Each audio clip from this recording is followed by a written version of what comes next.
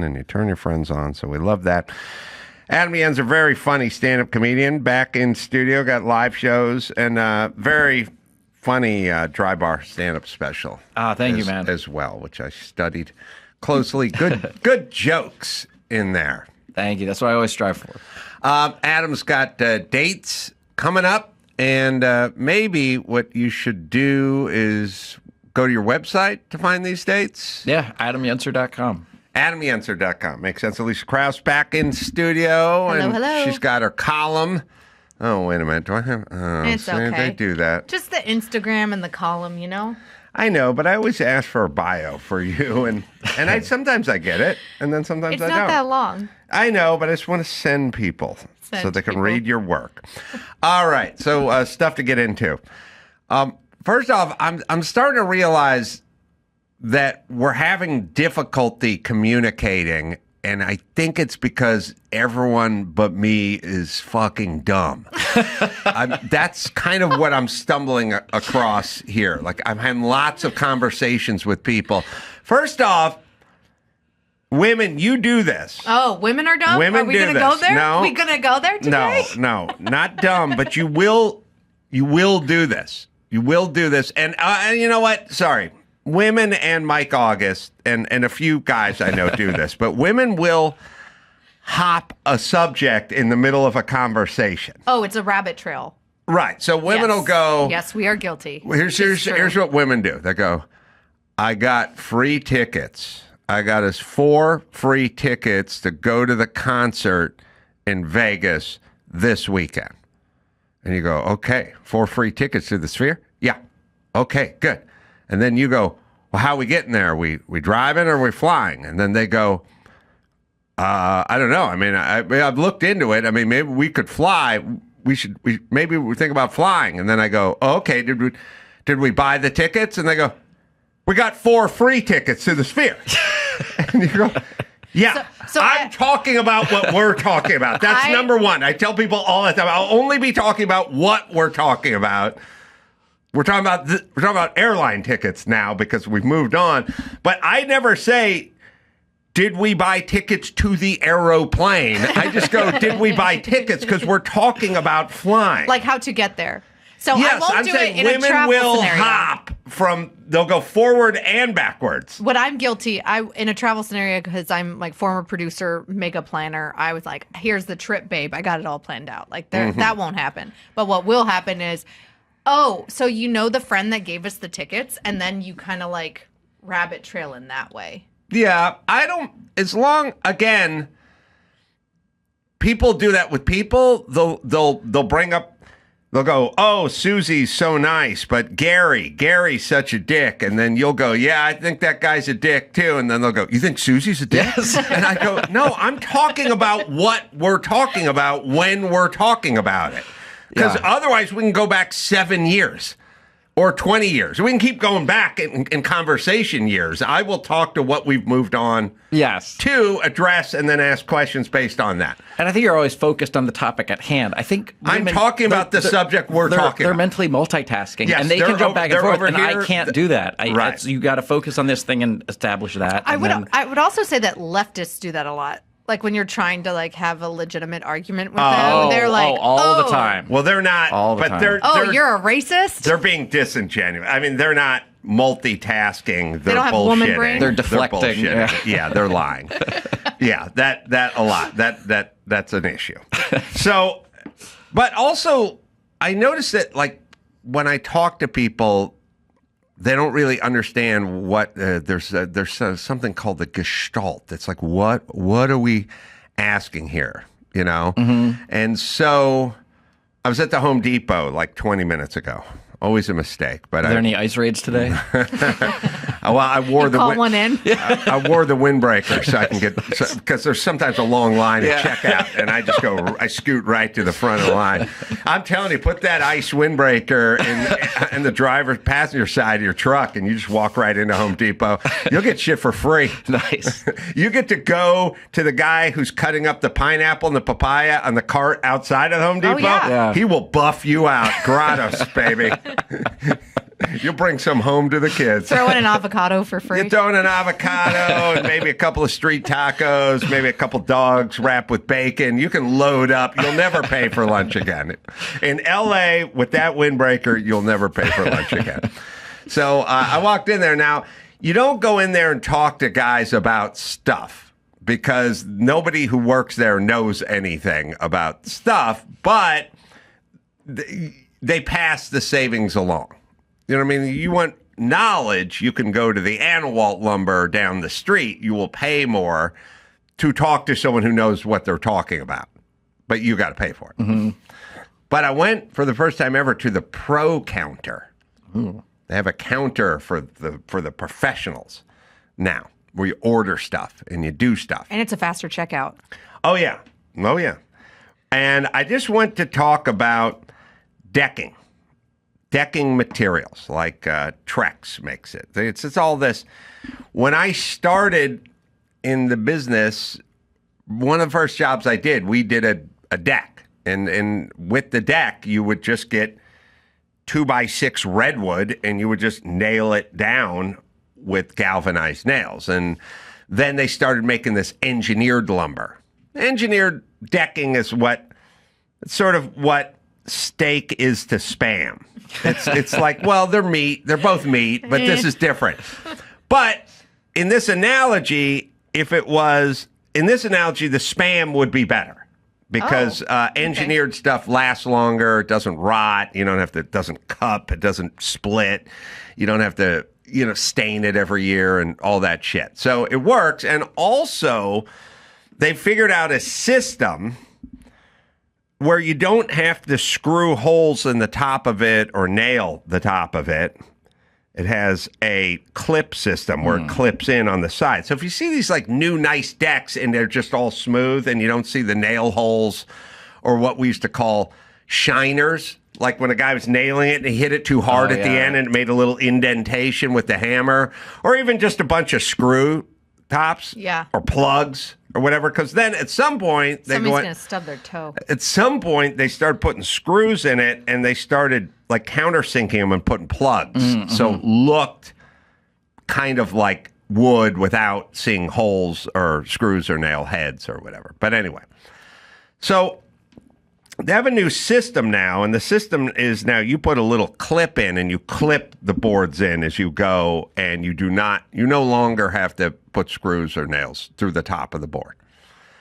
In between the board is about 1/8 of an inch. That's the space in between when you're laying a deck out. It's not a 1/4 inch, but it's not a 1/16. It's nice and tight. It's an 1/8. It's an 1/8. It's a nice shadow line, they would call it. Now, like if you stood on a nicely done deck and you looked down, you couldn't see anything but a shadow line. You can't see the wood underneath it or the ground or anything because it's 1/8 of an inch. Mm-hmm. And so this guy, I go to the pro desk. So first off, you have to figure I'm at the pro desk, so I know something. And then I start talking about decking. And I go, can I get a price? And he goes, yeah, I'll get you a price. And I go, do they go by the linear foot, the square foot, or the board foot? Because those are 3 different measurements for how much. Now, linear foot is just how long you pay per foot. Good. I was going to ask for an explanation, but I didn't want to. Well, you could buy licorice by the linear foot. It just be, it's $1 a foot. 3 foot is $3. That's a linear foot of this. Then they have square foot, like you're buying carpet. How big's a room? 20 by 20. Or I got 400 square feet here, carpet, And then there's something called board foot.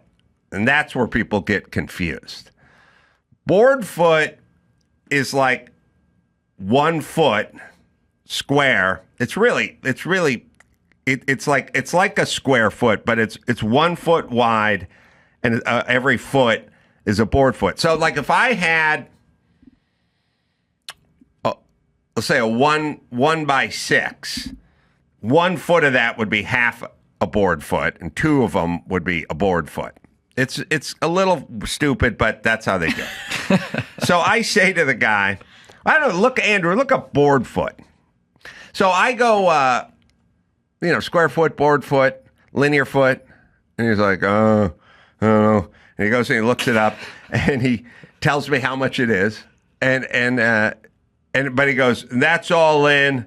That's got the fascia. That includes the screws. That's the fasteners. And that includes the plugs.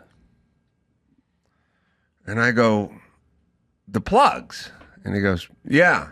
And I go, well, this is clipped on. So what do we do with the plugs? And he goes, oh, this is the part I love. This part. He goes, the plugs are so you don't see the screws. You put them on top. I go, it's like, man, you don't even know what you're selling. Yeah, I go, yeah, I know what the plug is, but there is no holes. It's a clip system, so and you can't see the clip. So what are we doing with the plugs? Why the plugs in this? And he goes, like you got a screw hole or a nail hole. I'm not asking what a plug is. Jeremy Piven? Yeah. You remember he used to have less hair? Right. He got hair plug. Yeah. Okay. Got it. When at a radio show you give out your live dates? Yeah. Plugs. Yeah. Okay. Not asking what a plug is. And so I go, okay, but I'm old school, so I don't know the new decking system. So now I don't know if the computer just adds plugs when you add clips and you add fascia. Like it doesn't know which boards are you getting the clip ones or are you getting the ones where you have to drill through? I think the computer's just thrown the plugs in. Or the plug is for the fascia. I don't know. But I keep but neither saying... did he. Did he ever answer? No, I go, listen... It's a clip system. We're not putting screws or nails through the top of the board. So what are the plugs for? And he goes, you don't want to see the screws or the nails, so it covers the hole. And I'm like, okay, all right. What the fuck is wrong? What? He works there. It's like a pro desk. He wasn't pulled out of an institution. Wait, and at this point, you didn't threaten to deport him? No, he was a white guy. Who was deportation? He was not 22. He was like a 37-year-old white dude with a beard who looked very normal, who's manning the pro desk, and he could not. Look, I will accept this. Here's what I will accept. I will go, oh, you can go, yeah, there's no penetrating through the board. The plug is for the clip. You put a screw through the clip to hold the clip down, and they give you a plug there. Now, I know you can't see it. It's just so water doesn't gather there and rot it out. Or I will accept some version of this. But he offers no version. He just keeps explaining to me what plugs do in the wild. You know what I mean? Yeah. Like broadly, what a general question. What a plug, or even a plug nickel's worth, or something like that. So then what I do is what I do with almost everyone in life. I quickly assess they're semi-retarded, and I go, yeah, let me just take a pamphlet and I just always exit stage left but also realize like there's something going on. I don't know if it's video games. I don't know if it's online porn. I don't know what it is. People cannot concentrate, but mainly they don't know what you're asking. First off, it's established that I understand what we're doing here. And it's established that I know what plugs are, but this is not. There are systems. They will sell you a cheaper board where you put screws right through the top, and then they'll sell you plugs to snap onto those screw tops so you don't see the screw head. And in that case, you would buy the plugs. He has no idea what I'm talking about. Did he ever answer whether it was the board foot or the linear foot? Oh, by the way, no, he didn't know. But just Andrew, get off. Do not go on the Home Depot website. There's nothing. You'll find nothing. Ask Grok or whoever. That's making people dumber too. Is they just ask 100%. Grok every time. It's the main response. Anytime anybody posts anything on X, the top question is like, Grok, explain this to me. Grok, what does this mean? Grok, what do you? They don't even attempt to figure it out. And I feel like there is something that is good. Like you're less stupid to me when you are willing to admit that you don't know something. Well, there is a point. Yes, yeah. There is a point in every conversation where people can stop and go, This is the third time you've asked me what plugs do. So maybe there's something I'm missing here. Are you asking, does it go into the nail head or the screw head, or you're talking about, because I'm basically just going, what is the application for plugs in this application? Because there's nothing showing. It's a clip with an eighth of an inch on each side of it. You couldn't possibly see anything. Now, I was sitting there as a smart person thinking, you do need to put a screw to hold the clip down. And that would be a place where if it rained, water might gather in that indentation. And even though you would use a stainless steel screw or a galvanized screw or a bonderized screw, water eventually would sort of seep in there. And maybe it's a little cap just to get the water not to puddle in that little indentation where the clip is, which he could have offered, but he did not.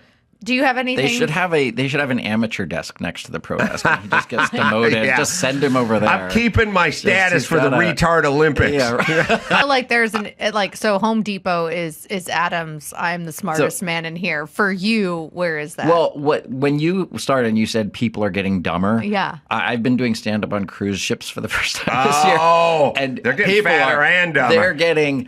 There's this thing when you're doing stand-up, like the jokes you're talking about, the dry bar. Some of the jokes, if it's a longer joke and it's a smart joke, there's a part where you're kind of laying track and you're setting it up. And there's a point where when I'm at a club... Are those caps for the screws that hold your joke track down? The track is like the rails where the train... Okay, we could use a plug. Oh, that track. Exactly. All right, well, stay on track. Keep going. But there's points in the joke where I'm used to at a club or at my driver's where some of the audience starts to get it, and there starts to be a laughter that builds. Like a chuckle, kind of, And the cruise ship audiences, you'll get to that point where there's usually a building chuckle, and there's nothing. Mm-hmm. And they have to wait until they hear the whole joke and the final punchline, and then it hits them. But there's no build, and sometimes it doesn't even hit as strong then because they're not putting pieces together. Huh. Yeah. They can't make that leap to the punchline. Yes. It's like unless you spell it out for them, yes. they don't get it in that environment. Yeah. Is it the environment or is it the audience, or you think it's a little bit of both? Well, it's both. Because I mean, on these ships, some of them have a regular comedy club style club on them. Those aren't too bad because you'll get people there that are there to see comedy.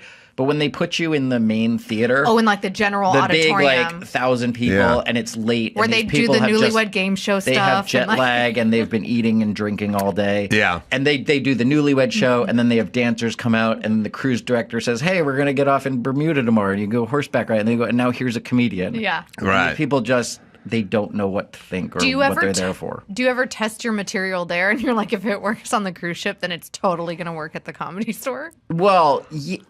Yes and no, because some of these people at the cruise ships, what kills is what would be considered hacky in a comedy club. Yeah. They want very kind of low hanging, and some of them I don't get super dirty. There's often an adult show and a clean show, and at the adult shows I can go a little edgier, but I'm not like a filthy comedian. And some of those people are there to see that. They want the dirtiest jokes possible. Yeah, it's interesting if it's working. I mean, the cruise ship is sort of like Chuck E. Cheese. Like, if you think this pizza is good, you're 9. Yes. Like, if you really think this pizza is good. But they really do when you're 9, but it's not a slice from a New York place. Yeah. Yeah. By the way, board foot's a unit of volume measurement. So here's the thing. I'm right. Oh, it's volume-wise. A board foot is 1 foot wide, 1 foot, and however foot long it is after it's 1 foot wide, but it's an inch thick. It's 1 by. It's 1 by. So it's like for buying hardwood. Yeah. Yeah. By the way, the thing that always drives me nuts is, you know how 3/4 is called 1 inch in the wood world? Yeah. They go 1 by. They go 1 by 6, but it's 3/4. So then you'd have to think to yourself, well, what would a true inch? What would they call a true inch? Because they're calling 3/4 1 by. In hardwood places, they call a true 1 inch thick board 5/4. Really? 5 Which I quarters? yell at them all the time. First never off, heard that one. Huh. that's like the coach telling you I need 110%. Yes. Like it doesn't. 5 quarters don't exist. I argue with the guys behind the counter. I go, that's what they call it. I go, I understand, but you understand why we have systems. All it does Quarters. is take one person to change it, and then you gotta, I know they go, well, if 1 inch is 3/4 and 1 inch is 4/4, but it's really 3/4, then we have to call it 5/4. I'm like, I don't like it. I'm a conscientious objector. That being said, I'll take 12 board feet of white oak 5/4. All right, so that's what that is. So anyway, this was a long conversation. And look, I don't know, Andrew, you can look it up. Do you need what do you need? Caps, plugs. What do you They're need the plugs clippy for on a deck system that's on a clip that where you don't have to put holes in it? That we can figure it out. He's going to tell you what a plug is. All right, here's a thought. I had I don't know why, but I saw on the news. Yeah, it was all making the rounds yesterday. They're talking about Ozempic for dogs. Really? Stop. Oh yeah. People are, oh my Well, God. first all off, the doggies are gonna is get there Ozempic face. Is there man. any stop about anything anymore? You know what I mean? Like, she wants to pay for illegal aliens in prison to get sex change operations. And you go, oh, stop. Oh, dude. Contraire on the stop. We're way past the stop in society. Wow. Do you know what I mean? There Yes. is no more. There's nothing anyone says where anyone in the straight face can go, oh, give me a break. Medicare is now going to cover the Ozempic Right, for right. dogs. That's where we're going. Kamala Harris, and once incarcerated dogs who are transgendered, Yes. who have weight issues to be paid for by the state for Ozempic. So, Ozempic for pets, for dogs. That's what they're doing. Well, okay, dogs are fat now, so why not? I mean, you want them to live longer and blah, blah, Then blah. put them on a diet. They're fat because they don't get them enough exercise. They get these big dogs and they put them in I'm these gonna small say something apartments. really mean. Go. How many of the dogs that are fat also have like inactive and overweight owners? Oh, well, the owners Right? used to be fat, but they're They're on on Ozempic, Ozempic too. But I'm saying, like, if you just take your dog for a walk I know, and but you also go on the walk, maybe the dog, it's like, Right, well, we're get the steps right. in. They But need a you're bloodhound thinking because like- then they'll both have the saggy skin. They'll both the dog will have it naturally and they'll get the Ozempic, like just the extra skin. You're hanging thinking off. like a person. These are fat people. So now it's like, I guess it's sort of like table scraps, like the fat person's eating and Yeah. throws the dog some Ozempic. You know what I mean? But so I was thinking about this, and I was like, my first is, oh dear Lord, where are we as a civilization at this point? You know what I mean? And by the way, I would say, well, I'll go ahead and declare us officially out of problems. If this is something we're spending other civilizations are trying to find clean water. Yeah. And We're talking about dog Ozempic obesity. for dogs, right? And again, something you can wholly control because the dog can't have the Grubhub app and can't get out and start up the barbecue. Someone's giving it this we're- food. Yeah. You can the person who's buying the Ozempic can thin the dog out very quickly, right? But I was thinking about it and I thought it's different for the dog. Now, the dog's going to lose weight. And we can find this story, Andrew, somewhere. It made the rounds, but the dog's going to lose weight. But here's the difference. The dog doesn't know he's on Ozempic. Oh. So the dog, and I looked up the side effects. It's diarrhea, it's hair loss, it's depression, right? Amongst other things. So now the dog's sitting around, losing its hair, depressed, it's got diarrhea, doesn't know what the fuck's going on. And then it's just laying there on the dining room floor, and all of a sudden a meatball falls off the table and lands on the floor, and the dog just looks at it, and goes, okay. And then the cat comes up and goes, hey, man, there's some meatball on the ground. The old you would have dove on that meatball. Yeah, I'm just not that into it. There's also a straight- And the cat's like, what's wrong, man? It's like, I don't know. Your hair's falling out. When's the last time you humped a pillow? Yeah. I can't even remember the last time. I'm just not feeling it, man. Well, you look good. I mean, you're thin. Yeah. And then that dog, the next day, just runs out under a truck and just ends its life. Because all the dog knows is all he lives it's for. depressed. Yeah. It's all it loved to do was hump legs and eat stuff that fell off the table. That's its life. Now a scrap falls off the table, it doesn't even look up. Man. Gone. No will, diarrhea, patchy hair, ending it all. So there's going to be a lot of dog-related suicides.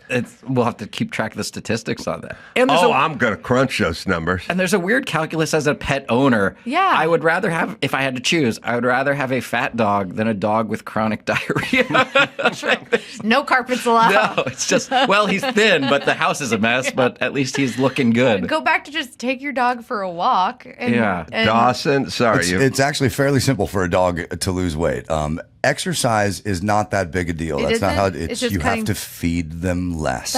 Okay, so just I've had do 2 that. dogs.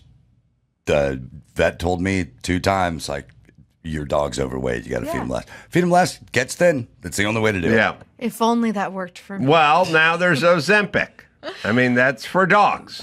That's what you can do. It's the new big pharma money grab. You know what's going to happen is some idiot that's on Ozempic is going to think that their dog needs Ozempic and then try to share their Ozempic with then their they're pet. going to blame Trump. CNN's going to be like, Joe Rogan said to take kitty Ozempic. That's horse paste. What? No, we're confused. I love that whole horse paste thing. CNN was so confused. They didn't have. No one has a phone that they can look at. Yeah. Oh no, they're just confused. They're fucking retards.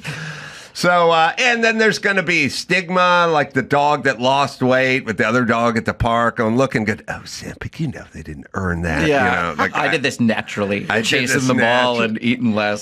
That's right. Hey, when's the last time you got, you know what? Yeah, they'll probably say stuff like, you should lose your taste for pork chops and refine your taste for tennis balls, bro. Ooh. A biscuit that tastes like a tennis ball. Oh, are you going to create this? I'm going to write that down. I bet that might be something there because they love, and it's a biscuit you can throw. You know what I mean? Let's work those calories off, doggy daddy. It's a biscuit with bounce. A biscuit with bounce. Write that down. All right. So that was my Ozempic thought. And it's going to happen because, again, when a human gets on Ozempic and they go, if you feel tired or I have diarrhea or I lost my libido or whatever it is, then they can start adjusting shit. But they know what's going on. Yeah. It's kind of cruel to put I agree. a dog on something that doesn't. The dog's going to experience this thing where, I'm not hungry and I got diarrhea and I'm depressed. Depression's a weird thing. Dogs are happy all the time. Why do you want to make your dog depressed? And that's make always them cat-like. It's always weird when, for humans or a pet, that the side effect of the medication is depression. Because I feel like anything you're taking is always I want to lose weight to feel better about myself. I want to get over this issue to feel better about myself. And then it's I'm going to take this medication and it's going to give me depression. I had a girlfriend for years that had major social anxiety. Yeah. And the doctor was like, I think you need to go on drugs for this. And she was like, but the side effect is most people gain 30 to 50 pounds. And she was like, so I'm going to go on a drug that's going to help me have less social anxiety, but it's going to make me feel more insecure in public situations? No, thank you. Listen, there's nothing that hikes in nature and classical music will not cure everybody. And a good diet. I've been saying that my entire fucking life and nobody listens. Well, now they listen. They just put on the weighted vest. Yeah. I had this. I don't know what you guys think of this protocol, but I would argue against this protocol. I have a picture. I was away at Car Week, and I walked into a place called the Quail, which is a big event they do on a Saturday at a golf course or whatever. Oh, sorry, Friday at a golf course. And the tickets are $3,000. Whoa. Yeah. It's one of those events. Food and booze and music and cars, Bugattis and everything. Now, I got free tickets because I was hosting some fireside chat with some ex-racers and designers and blah, blah, blah. And someone could probably find some Quail pictures, maybe in some of me. I'm probably up on stage somewhere. But anyway, unnecessary.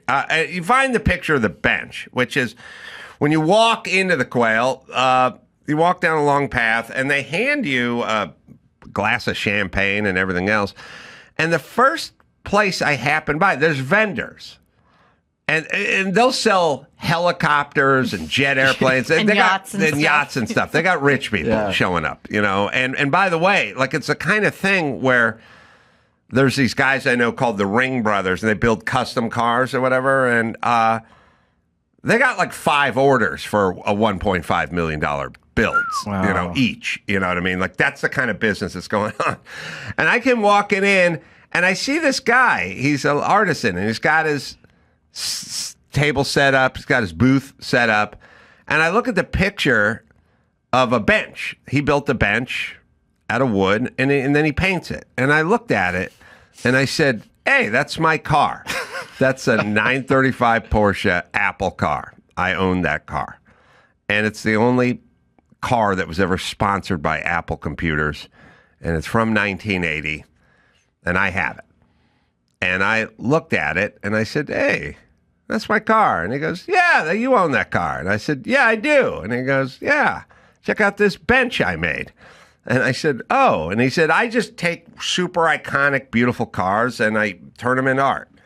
And I said, oh, well, that's cool. And then I thought to myself, as a carpenter, I was like, how many board feet are in there?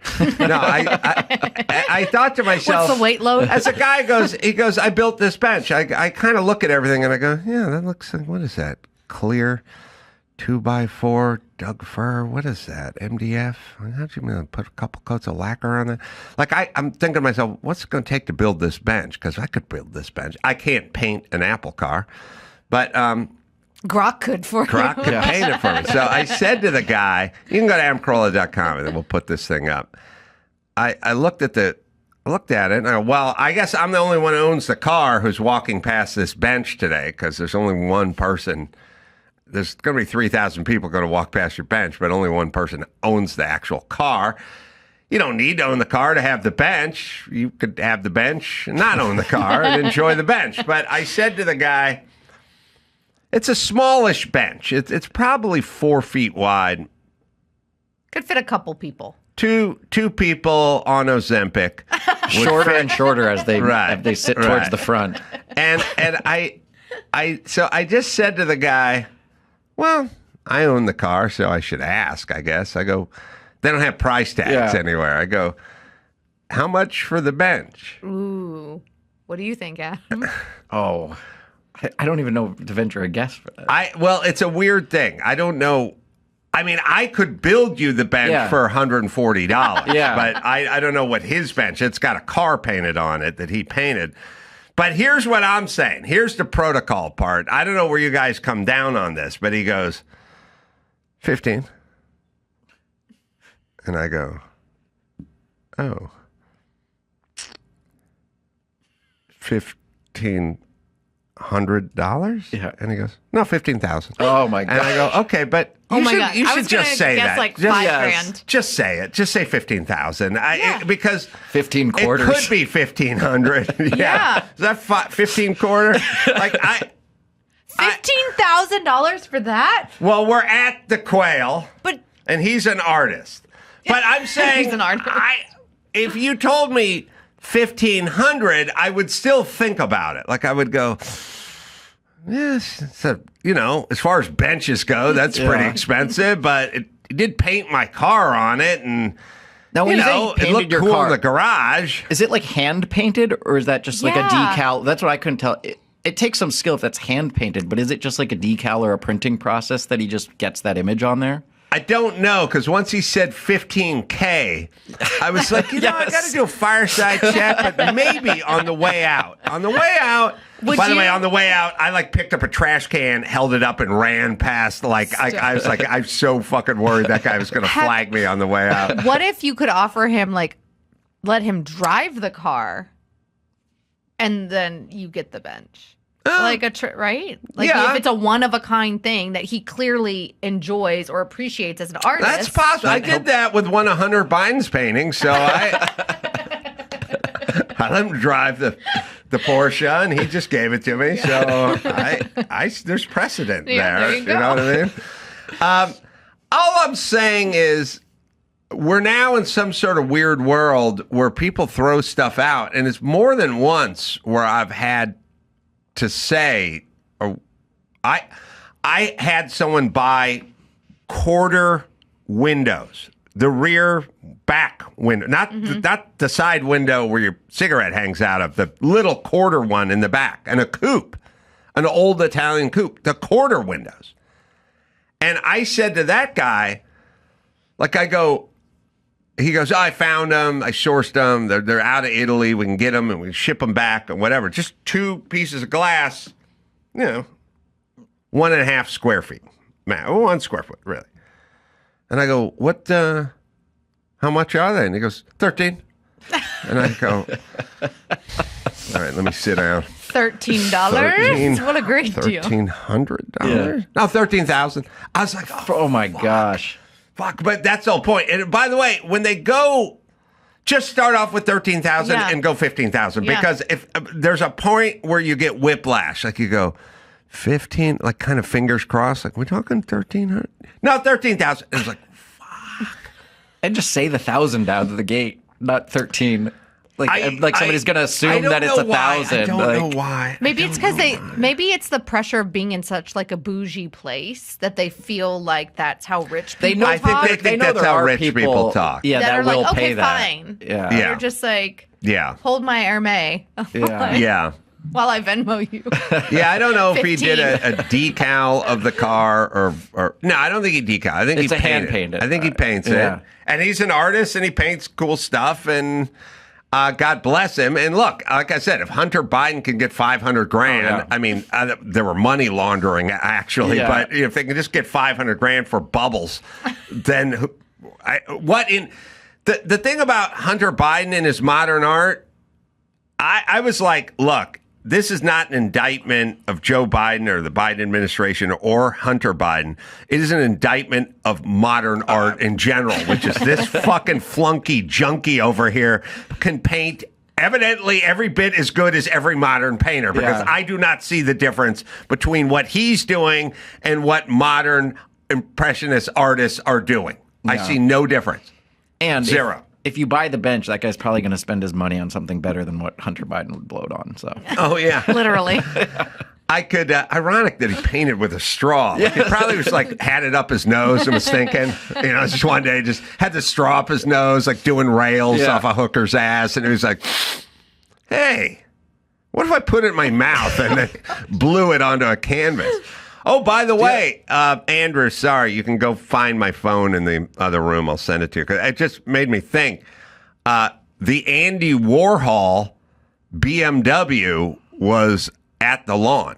It was on the lawn. Huh. It was on the lawn at Pebble Beach. Really? And would that one cost 15? It's owned by the BMW Motorsport, whatever. It's not privately owned.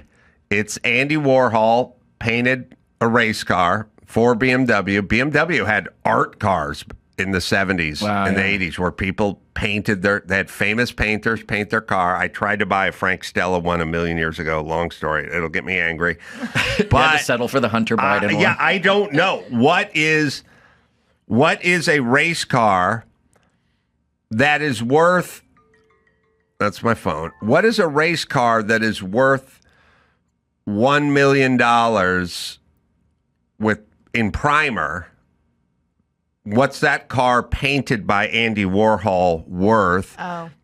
And what's an Andy Warhol, Marilyn Monroe or Campbell soup can worth? I mean, all in one. It's the shittiest paint job you've ever seen because he didn't give a fuck and he was probably hacking high and probably had one of his assistants paint it. But what is that car worth? Wow.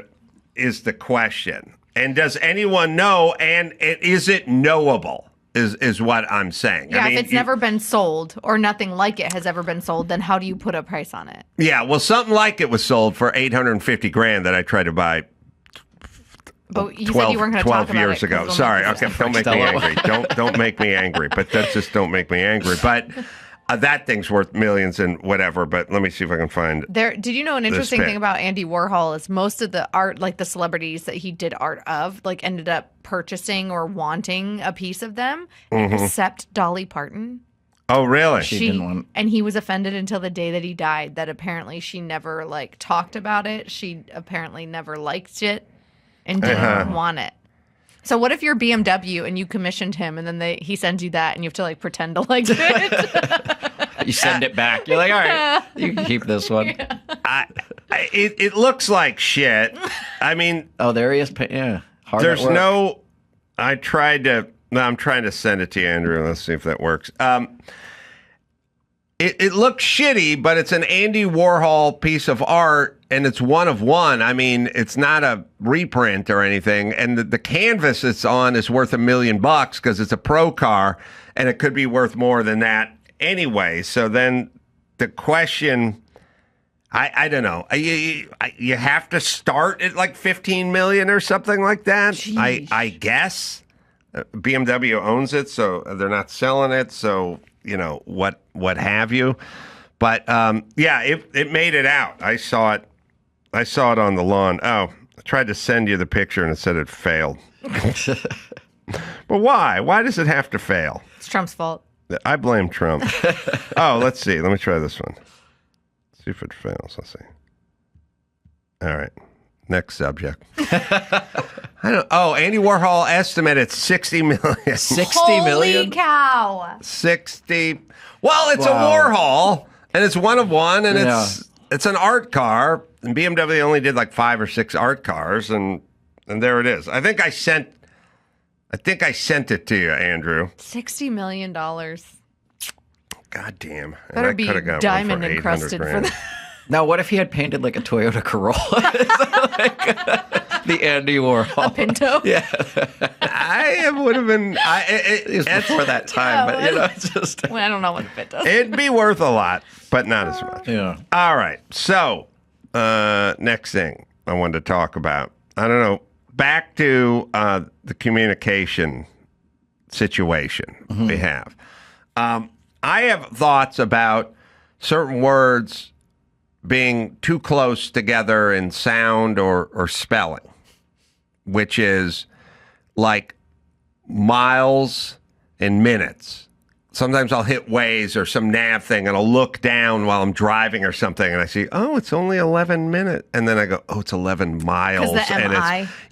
it's 41 minutes. Like it would, especially in LA. Oh, yeah. In LA, you go, never know. oh, it's only 8 minutes away. No, it's 8 miles away. And that's 37 minutes. Yes. Like that's how this town works. So Yeah. I don't like that they both start with there's no reason why they should be a half inch apart on the same miniature screen while you're driving, trying With to the figure same it out. abbreviation. It shouldn't do it.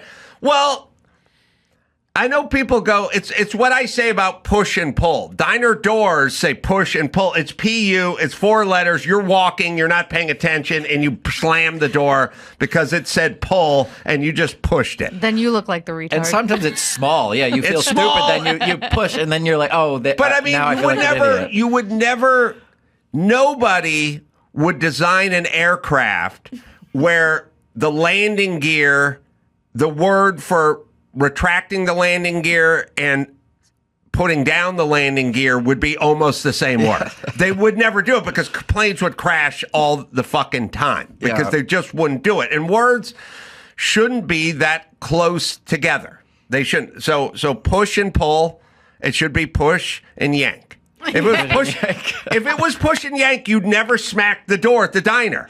They should also only put a handle on it if it's pull. You ever Right, see the handle? right. Yeah. And But- then you pull it. It's just, But if it's like, we why is just this made handle here? yank, if we just put yank, Yeah. we Yank. would solve this problem, right? And then I realized this happens a lot.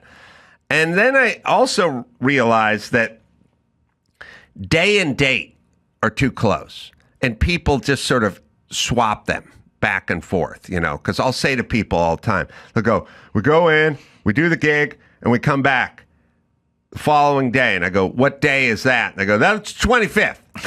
And I go, okay, that's the date. I'm asking what day what day are we coming Ooh. back? Oh, like you know what, what I if mean? it's like a Wednesday or People Thursday. don't. You talk to Mike August, and you can just go, "What day are we coming back?" And he'll go, "The 19th," and then you have to ask again, "What day?" And then he'll always say, "The 19th," and then I go, "Okay, thank you." And then I literally, as I said to him yesterday, "What is the name of the day Of the that week. we return from Arizona?" So, and I'm sorry we have to do this, but evidently we do.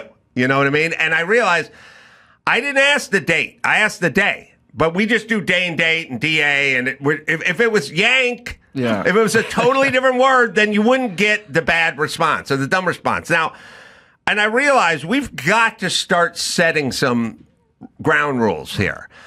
The other thing that I can't get over, because everyone, I think we split the nation in this. If I say to Mike on a Thursday, if I said to him on a Thursday of this week, I think I know what I you're going go, with this I go, "When are we leaving?" He'll go, "Next Monday," and I'll go, "Next Monday," and he'll go, "Next Monday," and I'll go, "This Monday," and he'll go, "No, next Monday, it's next week," and That I'll go, is "I know, but confusing. we're past the closest Monday," Yes. and he'll go, "Next Monday," and I'll go, "Yeah, but next Monday could be a week from this Monday, but if you just say this Monday, then we'll never have Yes. to do this." And he'll go, "It's next week. It's next Monday." And I'll go, "Yeah, but today's Thursday, Yes. and we don't own a time machine.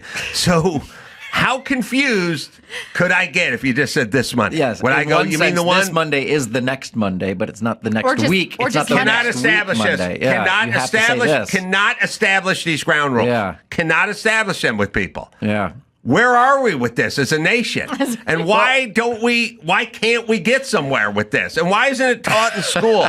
So when I go, "What day?" he'll go, "Next Monday." And I'll go, "This Monday?" And he'll go, "This next Monday." And then I'll go, "When do we come back?" And he'll go, "The 14th." And I'll go, "What day do we come back?" And he'll go, "The 14th." And I'll go like, "Oh, not date." So Yeah. we need date versus day. And we need this versus next. And if we could lay down some fucking ground rules, we could save a lot of heartache. I would argue that it's always this once you pass that day in the previous week. Oh. It's always. I agree. I'll give you. I'll give you. If you're past that day, I'll I go think it's one this. deeper. Yeah. I'll go one deeper. I'll do you one better. Even if it's Monday, like let's just say, all right, let's just say today's Monday, and I say to Mike August, "When are we going to Arizona?" He still should say this Monday. Because there's no way I'm asking about today. It's in progress. It's 5 in the This afternoon. Monday is in progress, yeah. We've established we're not going. But once you pass that day, it's got to be this, not next. And being in the next week does not mean it's still not this. Now, my technique eliminates all confusion. Mike's technique leaves the window open to some confusion, which is where he likes it, I think. So I literally said to Mike, also, there's got to be a part, whether you're talking about plugs at Home Depot, where they kind of know what the gestalt of what you're talking about. So Mike goes, "We leave on the 19th, and we come back the next day." Now, here's the gestalt part. He goes, "Problem is," so we leave on the 19th, we come back the next day. But the problem is they got a flight to LAX, which gets us out of there at a pretty good time, but that's LAX. We want to go to Burbank, but if we do Burbank, we're not coming in till 5. But LA, what with the traffic and everything. And then I ask a question, which I want to know, is it a weekend? Is it a weekday? Because we're going to LAX, and it's going to be traffic, So then at that point, I think to myself, I could ask him what day, but he's going to give me the date. Now, even though he said we're leaving on the 19th and we're coming back the next day, which would make me clinically insane if I asked him what the actual date was, because we can all do the math on leaving on the 19th and coming back the next day. Not a lot of wiggle room into what's the date. But I realize Mike's going to do this. I know I'm driving a car. I'm multitasking, but I know in a millisecond, I know what he's going to do, and he's not going to provide the answer that I want. So I said, I'm in my head, in a millisecond, I tried to spin it. I said, what is a way that could prevent this? So he said, we're going out on the 19th, we'll come back the next day. I go, what is the weekday we're coming back? And I thought if I said weekday, it would somehow nail him down to an actual day name, right? I tried.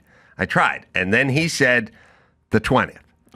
That's his fault. That's not. And then I Do you said, think he's doing this on purpose at this point? what is the day we're coming back? And he said, the 20th.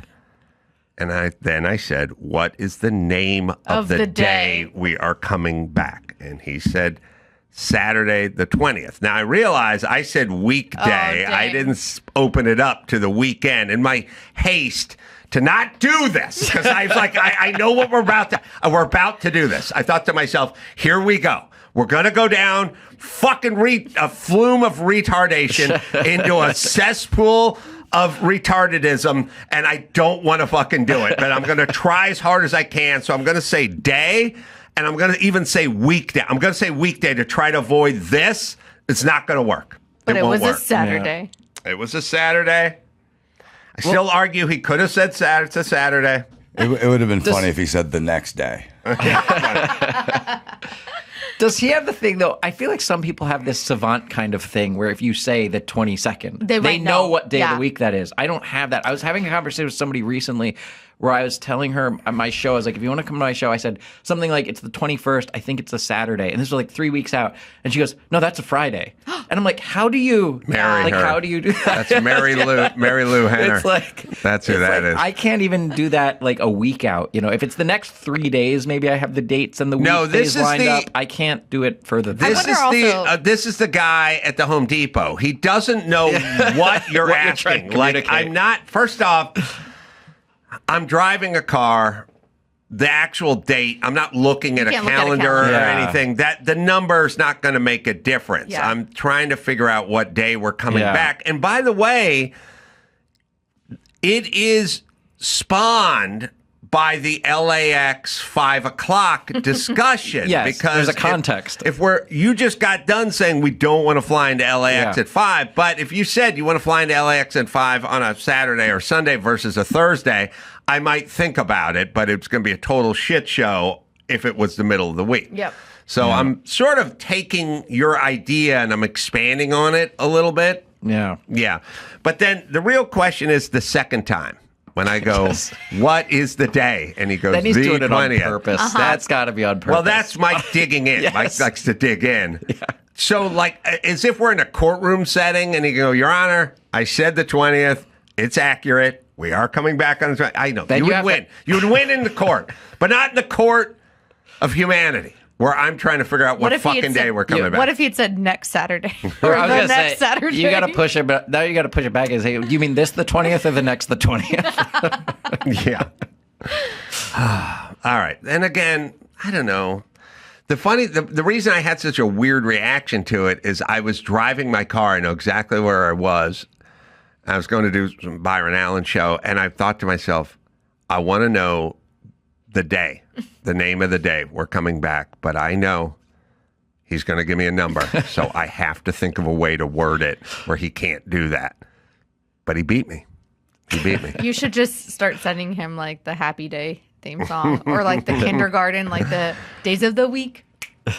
Days of the week. Oh, or the Bay City Rollers, There you man. go. Saturday night.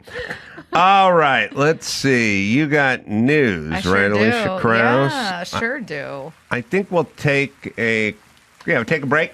Cool. Yep, break. Come back. Do the news right after this. Special call, sir. Mine's called Not Big Enough to Cancel. It is. It's very funny. Yeah. and it's digestible.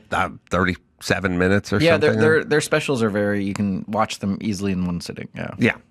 All right, we got some news, Alicia Krause. We sure do. We have video with this first one. Joy Reid is claiming that white men are too mediocre to create things.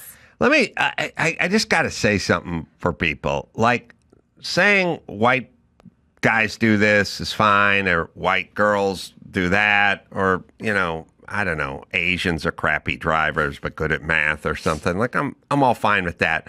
But there is a part where people start getting a little over their skis, like, you know, like women's marches, you know, when they start going like, where would we be without women? We don't even need men. And, you know, they don't do anything but destruction. It's like, bitch, we invent everything. So how about that? Well, not according to Joy Reid. We stole everything. We stole everything. Yeah. All right. They can't fix the history they did. Their ancestors made this country into a slave hell.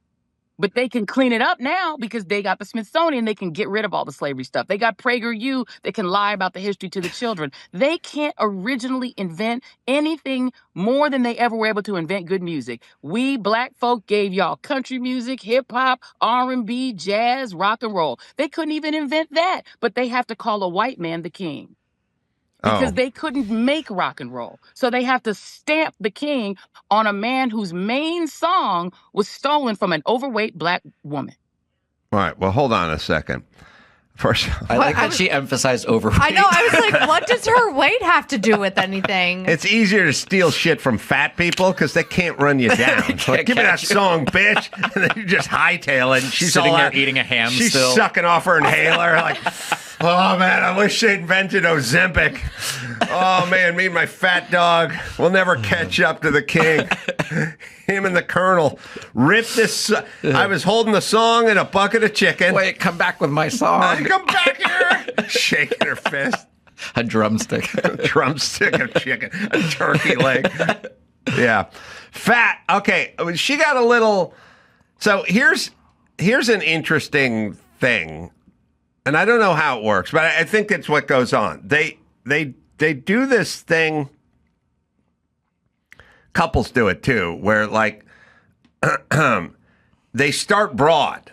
Like the guy goes, I do everything around here, you know. Well, meanwhile, she's got a full-time job and she cooks dinner and she takes a kid to school, and then they go, I do everything. I got to do and then they start to hear themselves and they're picturing them cooking dinner and leaving for work and doing stuff, and they go, I was in the garage organizing 3 months ago. Nobody else organizes the garage. Who's going to put the wood screws with the wood screws and the machine screws? And all of a sudden it's like, well, you do the garage, but that's not everything. Yeah. But did you find yourself getting over your skis?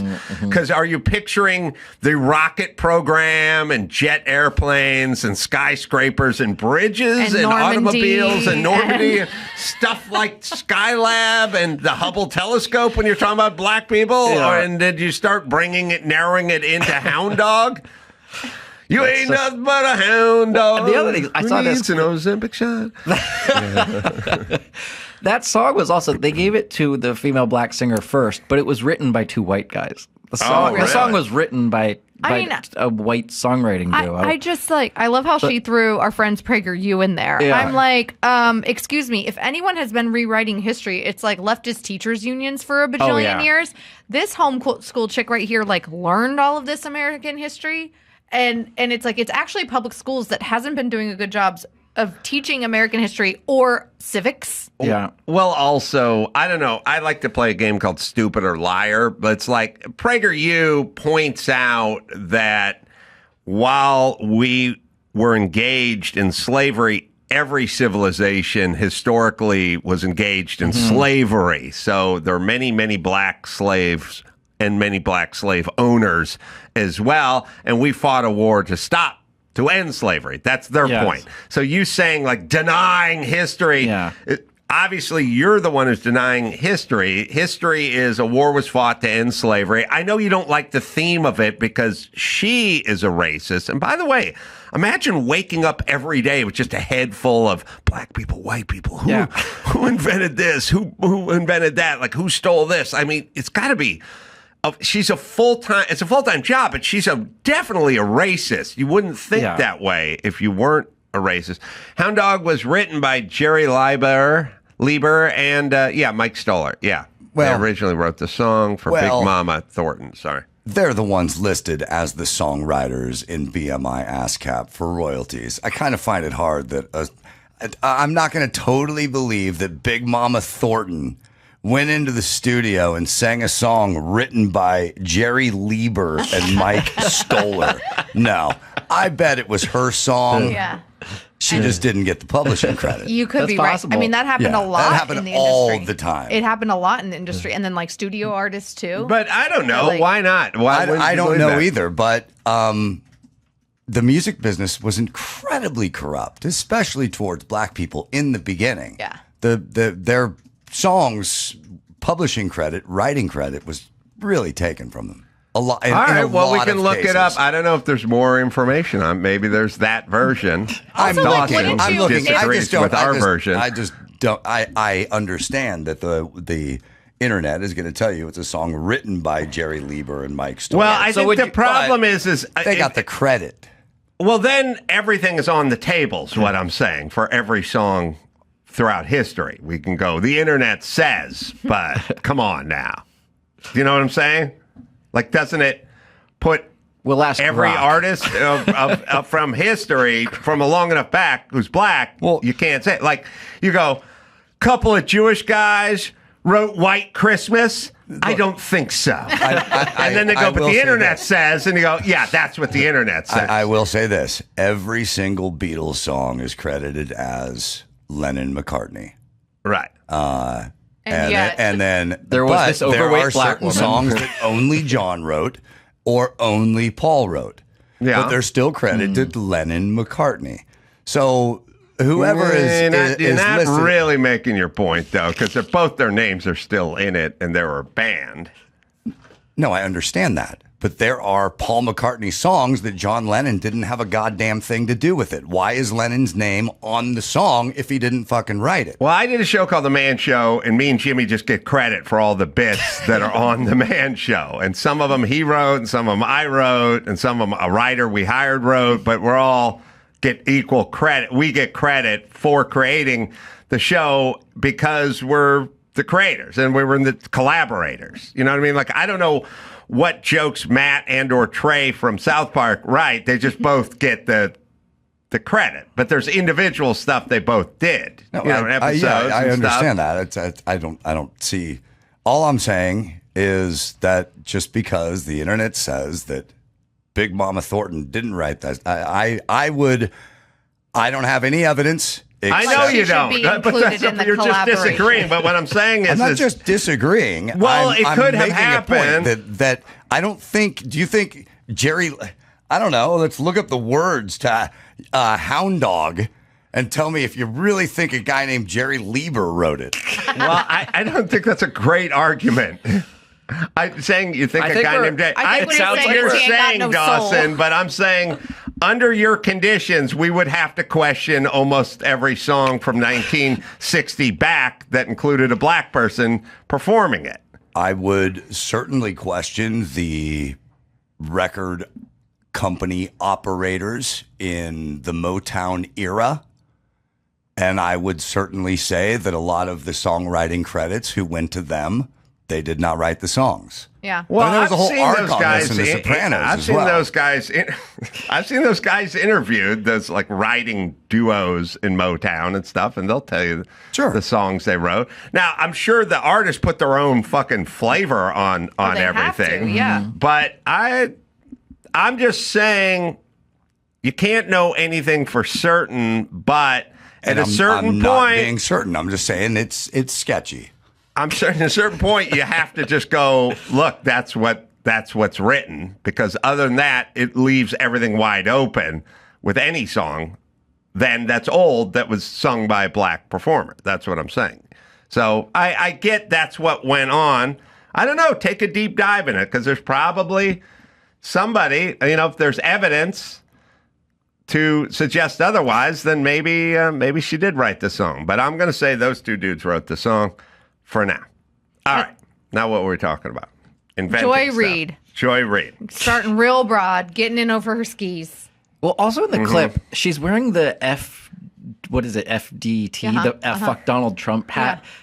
That's that derangement thing. Like, how much do you have to hate somebody to wear a hat of what you hate? Like, why? All the it's time. just bizarre. It must be really to exhausting. just have to communicate that constantly. Oh, I'm wearing a fuck Donald Trump hat. Like, I have to make it known every Yeah. single day. that I don't like Yeah. white men, and insane. especially Donald Trump. There's Yeah. a kind of a weird narcissism that's baked in the whole thing. Yeah. Like 100%. you should really stifle yourself if you think you're going to start saying like all black women so and so or men. Also, it's a weird thing.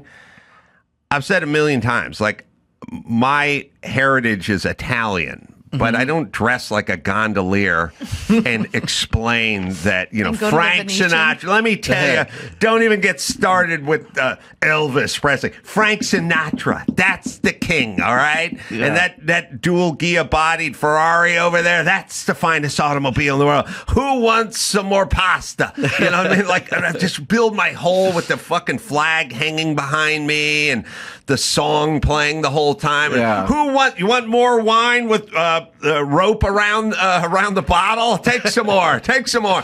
Like, it's weird. It's like, yeah, okay, you're black. Okay, fine, Yeah. nice.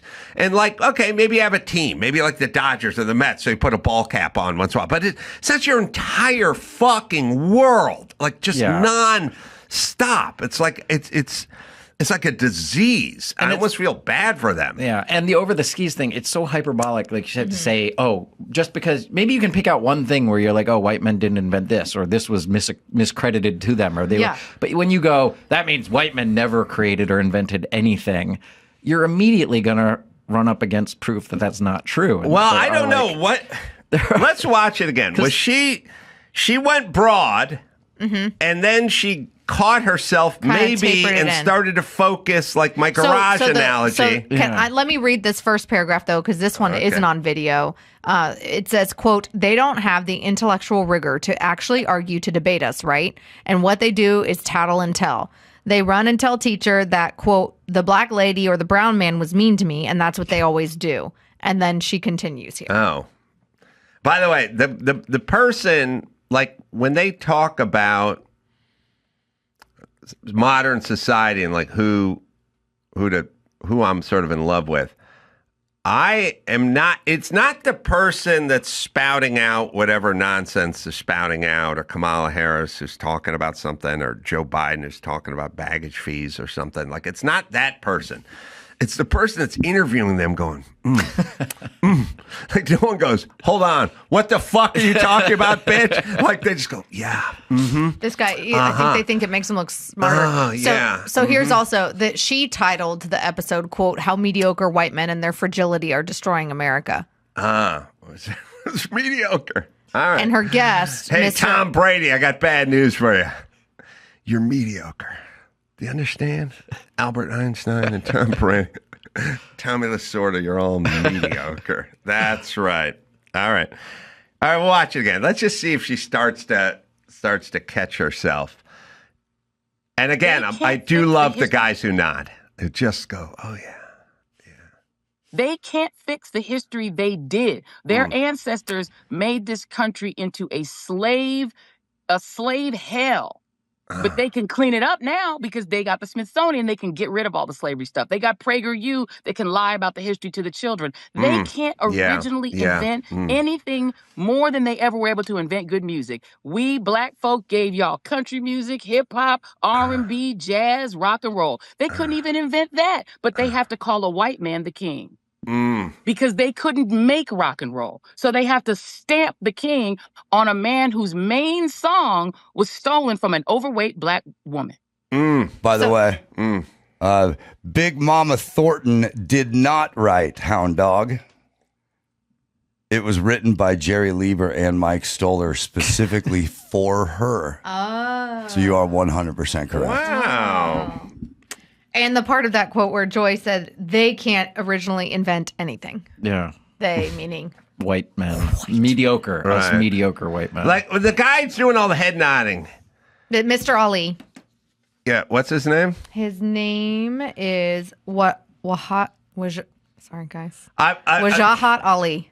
Wajaha. If I was Wajaha, I'd be like, yeah, no, you're right. I agree with you 100%. Hey, could we go ahead and make sure that device you use all day, every day is turned to airplane mode? But by the way, was not invented by a black dude. Oh, and speaking of airplane mode, airplanes. Let's talk about them. Jesus fucking Christ. But this is the beautiful. I will tell you the ultimate white privilege. I get to go, that's funny. Anyway, what are we eating for lunch?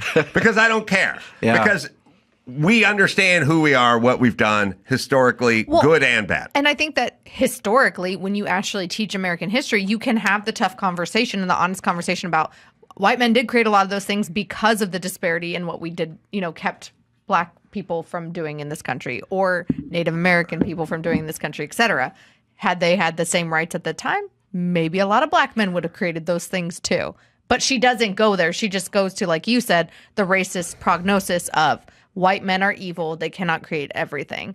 Yeah. I'm really glad I'm like secondarily evil. Yeah, Like You're you, just it a must white- be You're really a white hard. woman. I'm you like don't have second to you guys. Yeah. Yeah, but Adam's gay, so it's a tie. What? Yeah. Sorry, bro.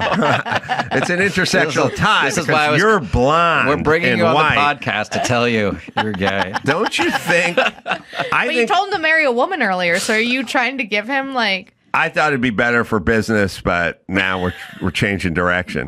married I the beard. think in the intersectional points, Yeah. I think a man, obviously a woman has more points by virtue of being a woman intersectionally because Okay. she's blaming men for everything, but you're blonde. Yes. And that brings you up a little bit, you Okay. know. And if you're gay, that knocks you down. Gonna hide a under couple. the. So you And can't, so you I- can't point identify- at me. I for think this. What if? Yeah. Wait. What if? But Yeah. if he identifies as a woman, then he's more important than I am, and then I get knocked down Look, again. I just found out I'm gay today. I'm not going trans. There's I a need lot. few days. The day's young. I need some The time day's to young. adjust. Yeah. Well, okay, so you're a woman, so you're not an evil man, but on the other hand, you're blonde, and that puts you ahead of Pete Buttigieg in the intersectional point. You would get more ire than he would Yeah. because we don't think his gay ancestors invented anything, including slavery. So I'm unclear whether your ancestors have to be gay, but that's how I like to think of it. Yeah.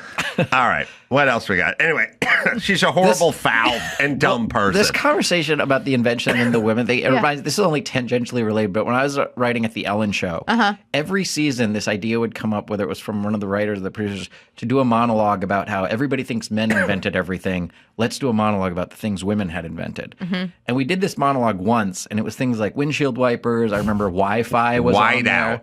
Whiteout. There's like a handful of things. And then every few months it would come up, let's do another one of those about things women had invented. And we'd look, and it was like the same list. Every list of things women had invented is the same like 10 things. And it's like once you talk about those things, it's very hard to find other things. Because it turns out that men and women are inherently different and positive and negative that can work well together in society. But we're going to have different strengths and weaknesses, and that's okay. Yeah. It's like statistically, people prefer a female boss, but men also are the ones that like trudge forward and build a company out of nothing that can then hire the female boss that everybody likes better. Yeah, That's just the way things are. It's a weird. So here's the problem. You have, think of women in terms of inventions is like a snake bitten NFL franchise.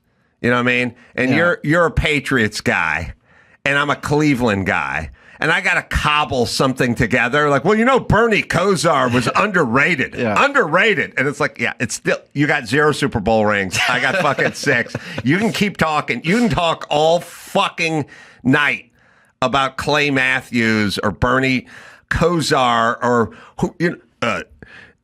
Jim Brown. Was originally, you brought that up 28 times. That's all you fucking got. You have no Super Bowls. So you can keep talking as much as you want to talk.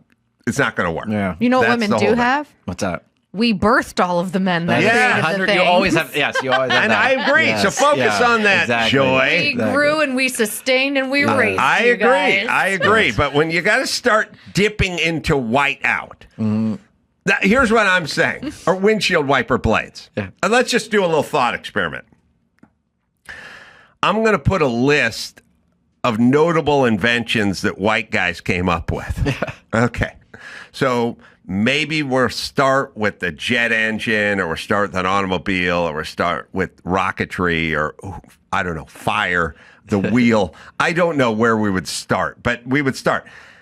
how long before we got to windshield wiper blades? Like how far down? Like we'd be at lawn darts and Parcheesi before we got to fucking blades on a windshield wiper.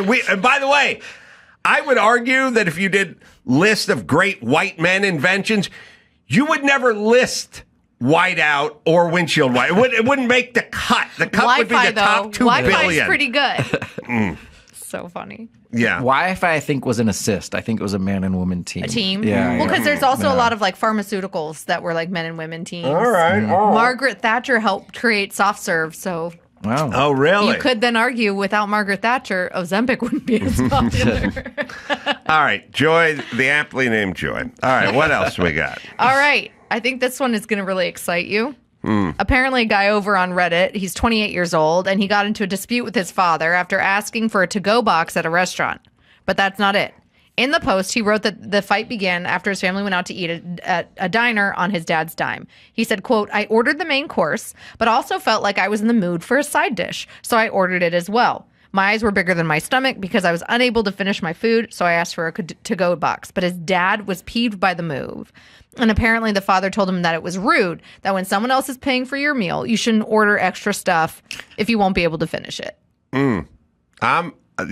That's my policy. It's always been my policy. Your team dad? Yeah, I've gone out to dinner with guys that bought dessert for their wife to bring home. On your dime? That's Yeah. really not- on your time, no. That's not thoughtful. That's just gifting cheap. it to someone else. Yeah. At first I was like, that's romantic. Yeah. And then I was like, oh no. No, I don't like it. That's that, Well, number one. Listen, I've jokingly always said I would do it. I don't know. I'd do it just to embarrass whatever woman was sitting next to me. So I'd go take this couple out to dinner, whatever. And then I would give the announcement. I'm like, look, we're going to treat you guys to dinner. I'm going to treat you, and that's fine. And order whatever you want, drink whatever you want. It's all on me. But if there's anything left over, it's coming home with me. That's my policy. And by the way, eat as much as you like. Yeah. But you understand I have to set that policy or people are going to be ordering sandwiches to bring home and desserts. I can't have that. If you know somebody else is buying, though, do you go for the most expensive thing on the menu? Not usually, and I'm often self-conscious about Yes. it. Even if I pick something not looking at the price, if I look at the price and then it happens to be one of the top 2 or 3 most expensive things, I'm like, Yeah. oh, maybe I shouldn't. But then you read the table. If other people are going for that, Or the person who's then I'm like, buying the they've dinner. they've set the standard that you can do that. If I'm buying dinner for friends, I usually don't say it until the end. I wait until the meal's done. I go, I'll cover this one.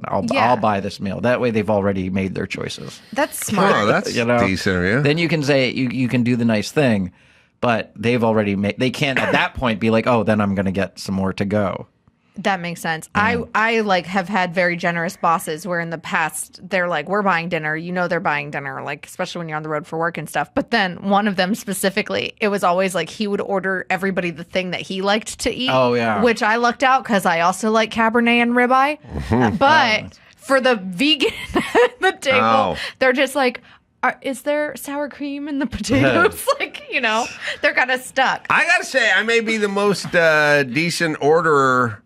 I may be good because as Dave Rubin brought up on this program a couple of weeks ago when he took us all out to dinner, including Dennis Prager and others, and I was sitting next to a billionaire whose name escapes me right now, but he brought it up. David Sachs? Yeah, I think it was David Sachs. They're buddies. Yeah, David Sachs, billionaire. Yeah. PayPal Mafia. Yeah, billionaire. And we were ordering. I said, well, I'll get a steak, and he got a steak. I said, I'd like a baked potato, but I don't need the whole baked potato.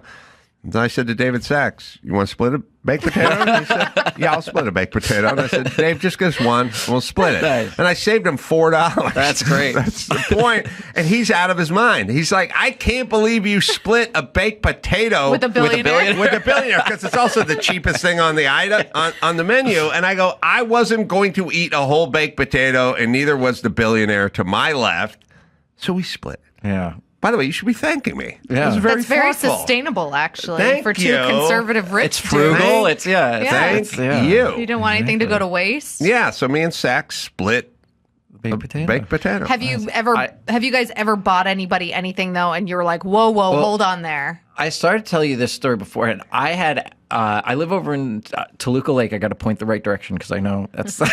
But You point toward Glendale, bro. but During the height of the Newsom homeless camps that were popping up everywhere, under the bridge in Toluca Lake, there was a homeless tent camp, and there's a McDonald's right next door. It's by the Comedy Chateau. I may or may not know that McDonald's. I was leaving the Comedy Chateau one night, needed late food. I get in line at the drive-thru. There's a homeless guy by the menu board begging hey, can you guys buy me something? Hey, can you get me food?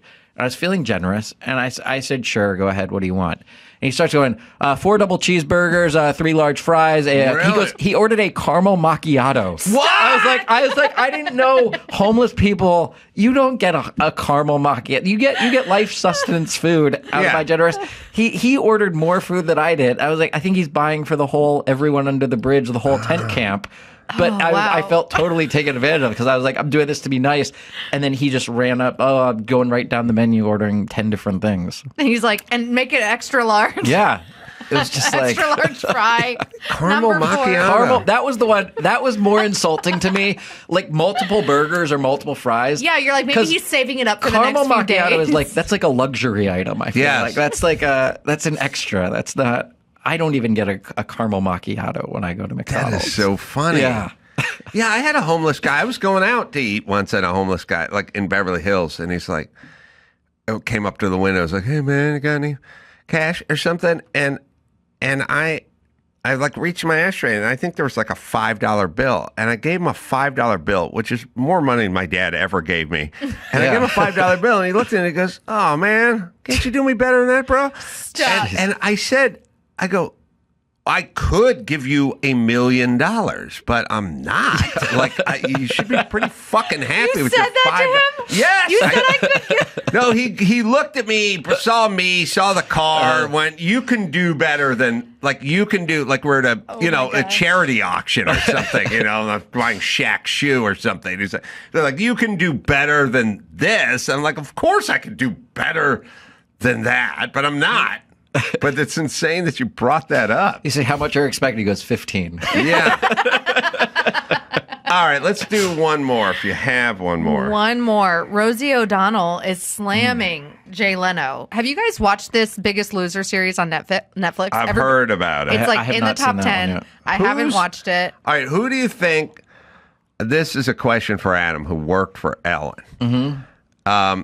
So I know someone who was an executive producer during Rosie's first run where she was way over the top, saccharine sweet, cutie patootie chub club. Had such a crush on Tom Cruise and everything else, and said she was the meanest bitch he's ever dealt with, and dreaded his job because he had to fire people every single day. Oh my gosh. Literally, she would tell him, go fire that guy and go fire that guy. Just now, this Rosie is the real Rosie. Yeah. The super bitter, angry, never smiling, no sense of humor. That's the real Rosie.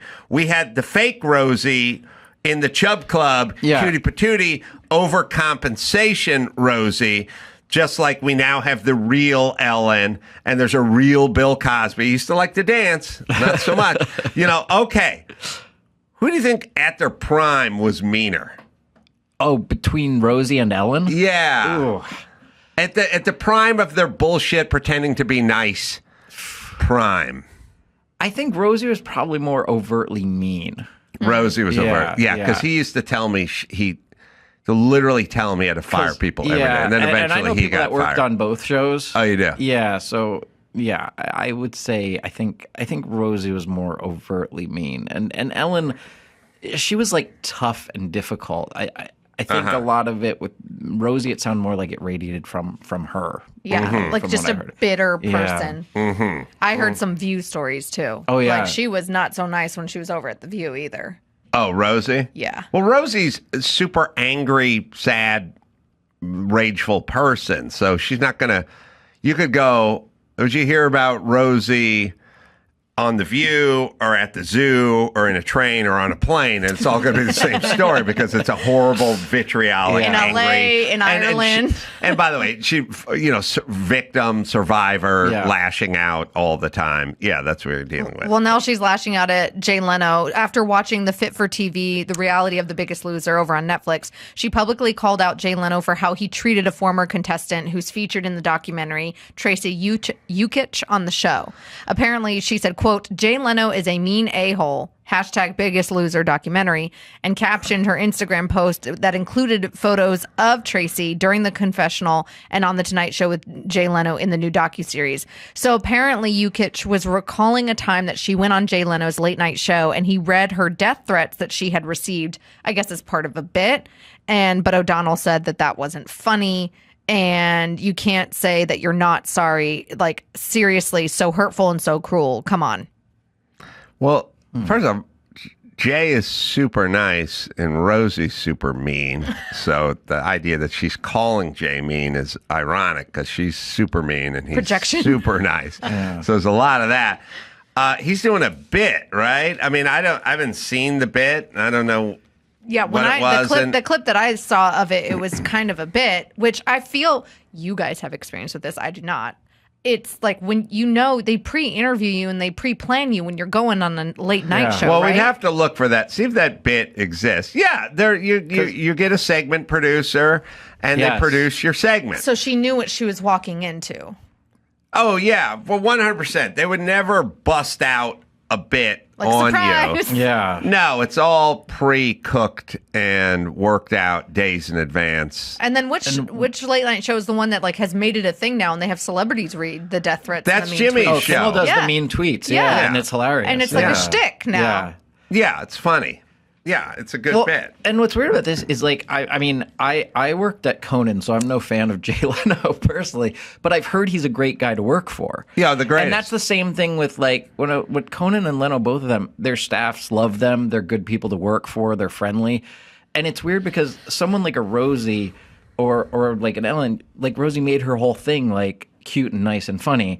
Whereas on a show like Leno, they might do jokes about celebrities and stuff that are mean-spirited or but personally they're good people. It's like the opposite. It's like you have this sense of humor where you can make fun one of is things, overcompensation. but one is like who you are as a person. Well, what they're doing, what Rosie and Ellen are doing is overcompensation because they don't want people to discover how mean they actually are and what horrible people they are. It's a facade. It's right, but it's so if you said, let's just put it to you this way. Let's just say it was the 1950s, and you had a dad, and he was a football coach, and he'd sit around and go, I think that Jenkins kid may be gay. Jesus Christ, my kid was gay. I'd have him sleep on the lawn. I would be out of this family, and you were gay, right? And you were like his teenage son.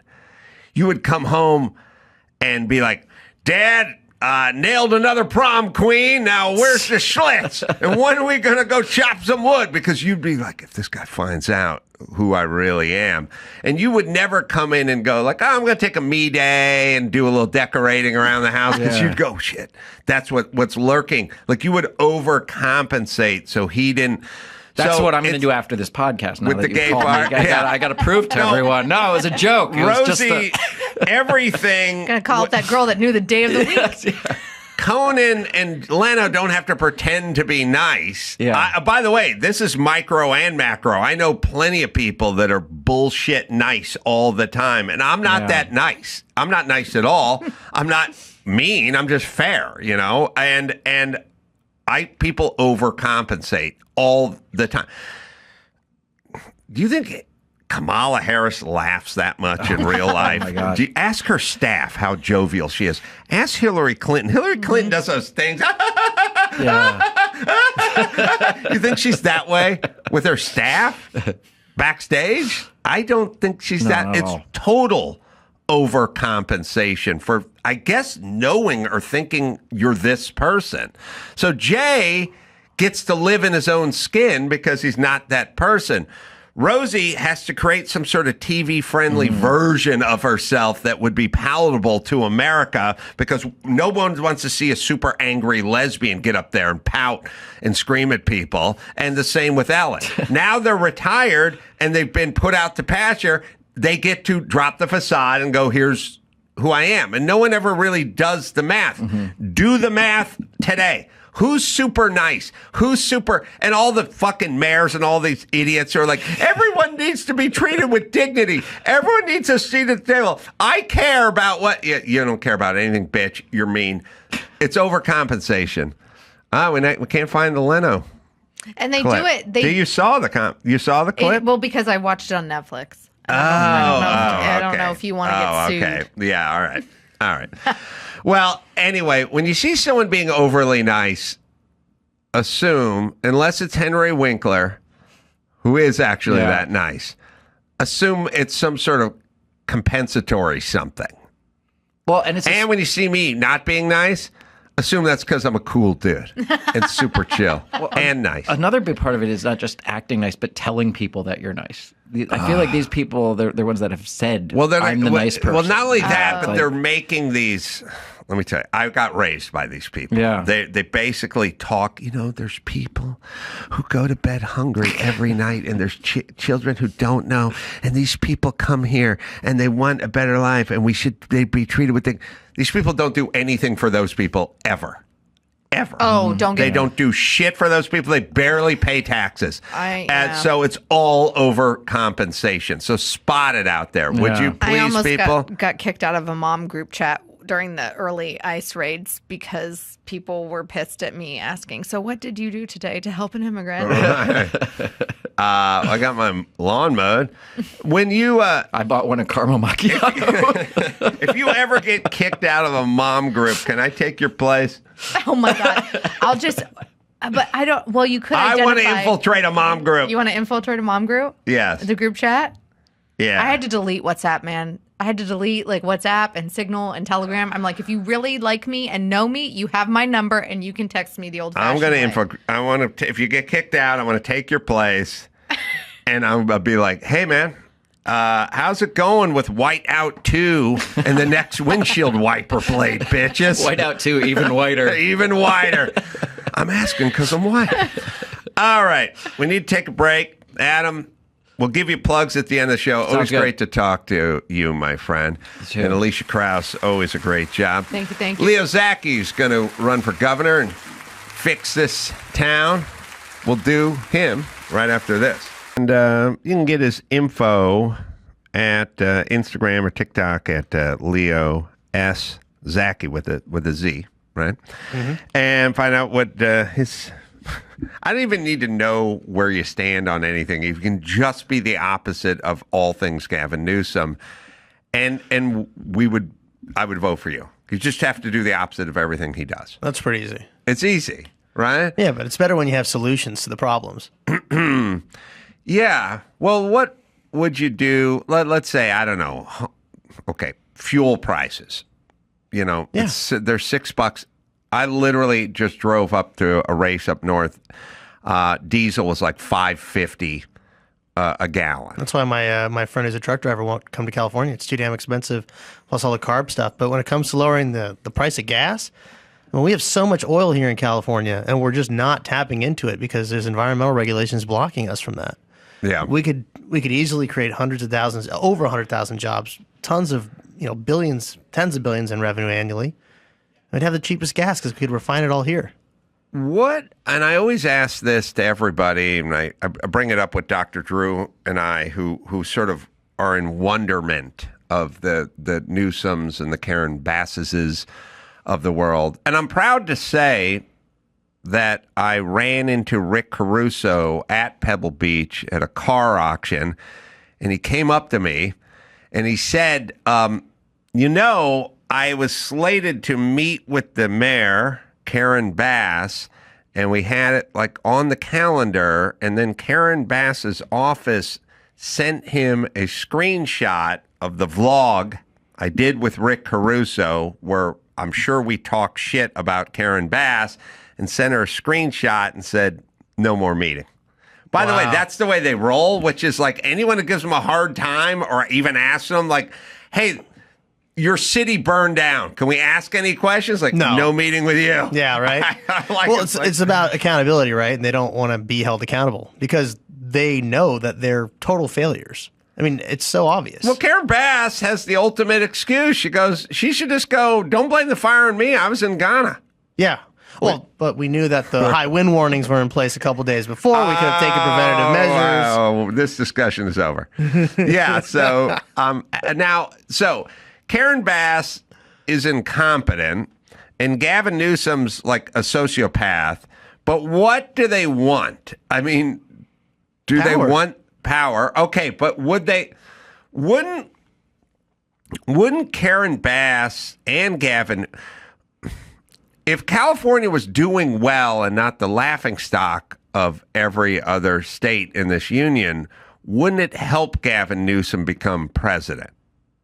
Well, that's his idea. He's this whole war right now that he's doing with California against Trump is to be like, I'm the guy standing up to Trump. Democrats get behind me. I mean, they really don't have.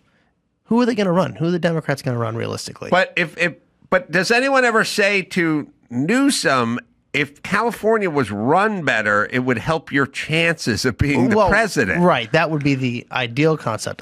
I have no idea why they choose to go down this route, aside from it's got to be corruption, right? I mean, his aunt is Nancy Pelosi by marriage, and she wins her congressional seat year in, year out effortlessly. But she also raises tens of millions of dollars, and then she turns around and uses that capital to help other congressional candidates around the country get elected. And then it's basically, all right, you're in power now because of my ability to get you the funding that you needed to get you across the line. You're beholden to me. Right. And so it's a big power thing. Obviously, you'd want people to do the right thing. My goal is to just fix this place and do the right thing because we're all suffering under it. But they don't care. I mean, you already said he's a sociopath. So why would he have any emotions or feelings towards anybody else? Yeah, I think in terms of like in a world where we throw around titles like you're a narcissist, you're a sociopath. He may be a true sociopath. Like I've never interviewed anyone like him. When he speaks, he sounds like one. He literally, that's how he comes across. Because there's not a lot of other explanations for the guy. Now, Karen Bass, she could be part dumb and part communist. Well, she's definitely communist, for sure. Right. But what would these people do if they weren't elected to these positions? Right. Oh well, listen, we figured it out. We have, Mayor Via Retardo, who was... I always called him Mayor Via Retardo, which I always enjoyed. Who's what's his real name? Antonio? Yeah, well, no, Tony Villar's his real name. Oh. So Antonio Villaraigosa was our mayor for what felt like 12 years. I don't know how long. He was in there for a long time. Yeah, and it was an awful time. And it's awful, and he's awful, and he's dumb, and he failed the bar 4 times. And now he just does something with Herbalife. Like here's kind of what I'm Isn't that saying. like a pyramid scheme? I'm assuming, but here's my whole point. You run what is like the 7th biggest economy in the world for 12 years, and then you retire and you're young and you do nothing because you're not employable. Karen Bass isn't. You have to go get on the board of regents at Stanford or something. But you yourself you can't do what Elon Musk does because you're dumb shit, and also you're lazy and you're communist or whatever. But we have a mayor who's basically a communist, right? Yeah. She'd been to Cuba many times, loved Fidel. Yeah, she was a part of some socialist organization back in like the 80s. Mm-hmm. Right? Yeah. And then like when Fidel Castro died, she like called him the Comandante or something and heaped praise on him, and then had to do the walk it back thing. Where she's like, oh, I didn't really know what that meant. Like, I don't know. I was around when Fidel Castro died. I didn't send any tweets out on his behalf. He's just another bad guy who's dead. Yeah, just one more dead communist. Right. I wish there were more The dead good kind. communists. Yeah. The best kind of communist. So we have an imbecile sociopath as a governor, and then like basically a communist as a mayor. So it's going to be Los Angeles. It's going to be going through some tough times. Well, yeah, but I mean, you're an Angelino. I'm an Angelino. I've been that my whole life, and my family's been here 120 years. Like this city and this state doesn't have to be this awful. I mean, everywhere I go, and people meet me, and they're like, "Oh, where are you from? California." Oh, Yeah. I mean, it's just we're a laughing stock of the country because of the way the leadership has just absolutely left the people behind, and it's all self-serving interest, and it's all, look at me, look what I'm doing. I'm standing up to Trump, or I'm doing some righteous, virtuous thing, and what's happening? Businesses are being destroyed. I mean, look, In-N-Out Burger just packed up and moved. to Nashville. 99-cent stores are out of business. My family, Zacky Farms, we got crushed by the regulatory process here in California. We're out of business. Oh, I didn't even know you were that Zacky. Yeah. I didn't know you were Zacky Farms Zacky. Oh, yeah. I'm that guy. Was Zacky... First off, they were doing the all-natural stuff a long time ago. We pioneered antibiotic-free. We helped designate what actual fresh versus frozen poultry was, and we were the largest organic turkey producer in the nation. I remember as a youth-ish seeing plenty of commercials for like Zacky Farms and all natural and not processed and all that kind of stuff. That's your grandma? Yeah. Jesus Christ. She's 90. Still around? Yeah. Find me a Zacky Farms commercial from... Would you guys play those nationally or just in California? That's a good question. I think it was mostly just in California, but it was a lot of radio stuff. And people often would see the Fosters and Posters TV commercials and think it was ours. And so the Fosters family was always upset about that. Yeah, so Zacky...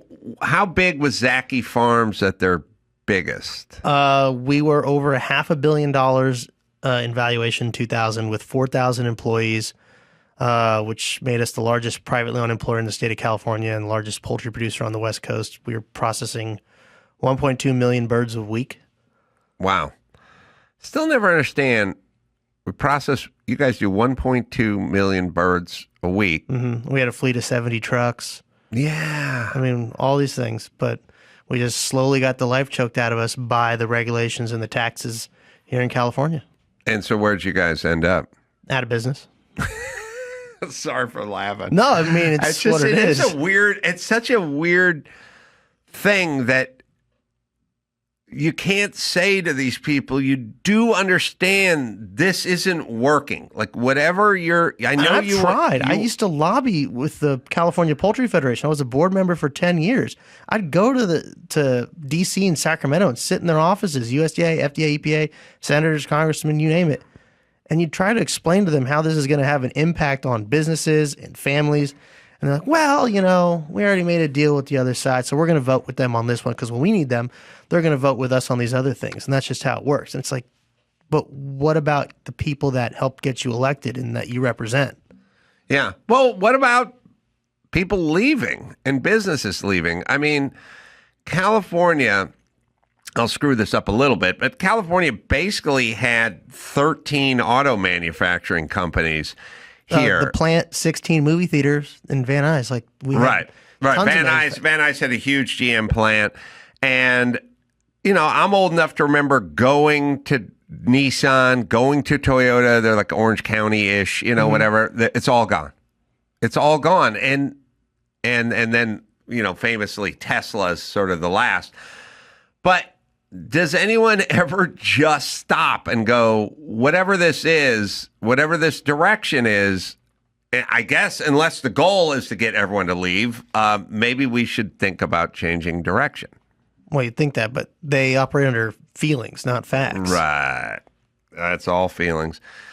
I have a theory that's wildly unpopular, but it's too many women in these positions, and they're feelings-based, and they're a little less with the facts and a little more with the feelings, and that's going to cause more of this. Now, there are women who think like men, and they're fine, and then there are dudes that think like chicks. That's Gavin Newsom. But every time I hear, like in L.A. especially, but people think I'm a chauvinist pig. But when I hear like City Councilwoman Maria Conchita Consuelo Alonso once, and I'm always like, oh, fuck. 15 Hispanic surnames on this bitch. We don't agree on anything. Like everything that they do is some sort of feeling based, and it satiates, and it like Nithya Raman is a retarded person, and she's making decisions about taking down U-turn signs in gay neighborhoods and stuff, which would not satisfy. It wouldn't satisfy me at all. It's clutching at straws. It's all. Right, it's all trying to like just look. I'm doing something important somehow. It's because they're not even capable of doing the job that they've applied for and they were elected to. I mean, people just vote. A lot of people vote on identity politics, and we've seen that here in this country. And that's a problem because people are lazy. Unfortunately, they don't do their research. Well, also, can we dispel the myth that if you're struggling and you're black, that this would be fixed by a black vice president or a black fill in the blank? Because historically, they don't do shit for you, and they're not going to.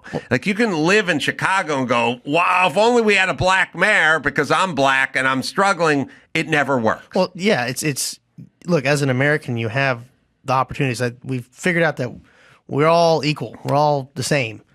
You know, obviously, you can have different starting points, but you know what? Those starting points are dependent on the hard work that went into your family prior to you showing up on the scene. Well, yeah, but also, I'm white. I'm over 6 foot. I'm about the same age as Gavin Newsom. We both have the matinee idol good looks. And I don't think that fucking sociopathic retard's going to do shit for me. I think he's going to do the opposite of everything I want. So, but the pressure's off me. I don't go, oh, white guy. Oh, good. Oh, man. My lot's going to change in life. Well, and don't think that way if you're black or Hispanic or woman or gay. But that's a victim mentality. I know, but at a certain point, it's their fault. Well, hey, wake up. They're not going to do anything for you. Yeah, it's like somebody who's an addict. Like, it's your fault that you're an addict. I mean, like, obviously, there's extenuating circumstances. Tony Villar changed his name to Antonio Villaraigosa so he could fool dumb Mexicans into voting for him. And then he didn't do shit for you people. So would you fucking wake up and get over it? Because it's you who are the racists, who think I need to get a black guy or a Hispanic guy or somebody who looks like me in some sort of position of power so they can do something for me specifically. That is a racist thought. So you who vote that way are racist. No, Morgan Freeman's the one who said if you want to end racism, just stop talking about it. Yeah, and then the guys from 60 Minutes are like, oh, but come on. Yeah. Find me. Sorry. You got to find Nithya Raman with their Toyota. I have to visit this at least once a year with their catalytic converter.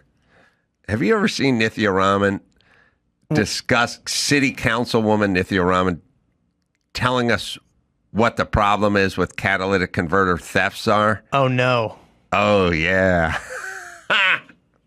It's so good. Oh, God. It's like a little window, a little peek behind the retard curtain, like where you could go, oh, there's a retarded midget trapped in her head. Oh, this is the way she thinks. Oh, and by the way, she's not in charge of catalytic converters. She thinks this way on everything. This is a woman who went to Harvard who cannot string a sentence together and doesn't really have a thought. If you think about it, this is her explanation / solution for people getting killed stealing catalytic converters. Here we go. We have a company, the Prius, Toyota, who makes the Prius, that essentially has a device on their cars, which is super easy to remove. It's basically the value of a MacBook, right? That is put in a place that is incredibly easy to access in your car. And then the thefts related to this issue have essentially... Hold on. I'll tell you what I like to do. I like to take her dog and I'd put it on a rope and I'd put it over an alligator pit. And I would go, this rope is thick enough that if I light it on fire, it's going to take 3 hours to burn through before your dog lands in that alligator pit. Now, I also have a Toyota Prius and I have a Snap-on truck filled with tools. Hey, bitch, if you can get this catalytic converter that's super easy to remove, off of this thing and present it to me, I will take a fire extinguisher and put that 3-hour burn rope out. But I don't think you can do it. But knock yourself out. I don't think she knows what it looks like. Super easy to take. She wouldn't even know. She wouldn't know where to look. Right. All right. No, she doesn't know anything. She's a retarded person, but keep going with her, which is great. All of the costs of that are given to us to bear instead of them having to manufacture a car that actually is not so easy to be stolen. All right. To them to manufacture a car that's not so easy to be stolen. Which doesn't even, first off, I don't know what the fuck she's talking about. They're not stealing the car. They're stealing the catalytic converter. Because it's got palladium and platinum in it. Right. And secondly, anything that involves a cutting torch or a sawzall is not incredibly easy to steal. No, you just show up equipped. Yeah, you got to show up equipped, and it's going to take you a minute, but you got to get under the car. You have to jack the car up to do it. Oh, yeah. No, it's usually like 2 or 3 guys that do that. Yeah. No, because my buddy, he was living in Lakewood, and that happened to him. Yeah. It's got to be the worst because you know it immediately because when you start the car. It just doesn't sound right. No, it does not. There's a little bit of the exhaust missing. Anytime you take a 2-foot section out of the middle of the exhaust, it's going to change the note marginally, but enough for you to hear it from inside the car. Yeah. Yeah. So anyway, it's Toyota's fault. So problem solved. But these are the people that are in charge, right? Well, that's the scary part. Well, that's the thing. I mean, look, but who's putting those people in? Aside from the whole, you got to be, look like me or they sound like my name. I'll vote for them. Who's putting them in front of the people that actually get to see them to vote? And it's the media. Right. And the media isn't doing a good job of actually fairly representing who's out there as a candidate. And and even I'm facing that. And they're supposed to give equal opportunity to all the candidates out there, unless they're an expert in a specific field. But if that's not the case, but they only want to push those candidates that, because there's a whole thing of gatekeepers out there, and like, buddy, who's who knows who, and they're gonna support these people, and it's not fair to the actual candidates that want to do right by the people, and they're just playing this game of who's got the money that can line the pockets to get them on the show or whatever. What's going to happen in California with something like the bullet train, which obviously isn't a bullet train from Fresno to Merced? Wait, nobody. Okay. Obviously, it sounded insane to every sane person from the. It's like the monorail salesman came to town. Right. It's a Simpsons episode. Exactly. So now we're billions of dollars in, and we're billions of dollars over, and Trump is looking at this going, this is the biggest boondoggle waste of time, waste of money I've ever seen. It's money laundering. I mean, they couldn't account for $300 million for that project a few years ago. Well, we don't know where it went. And then is California that corrupt? Because yes.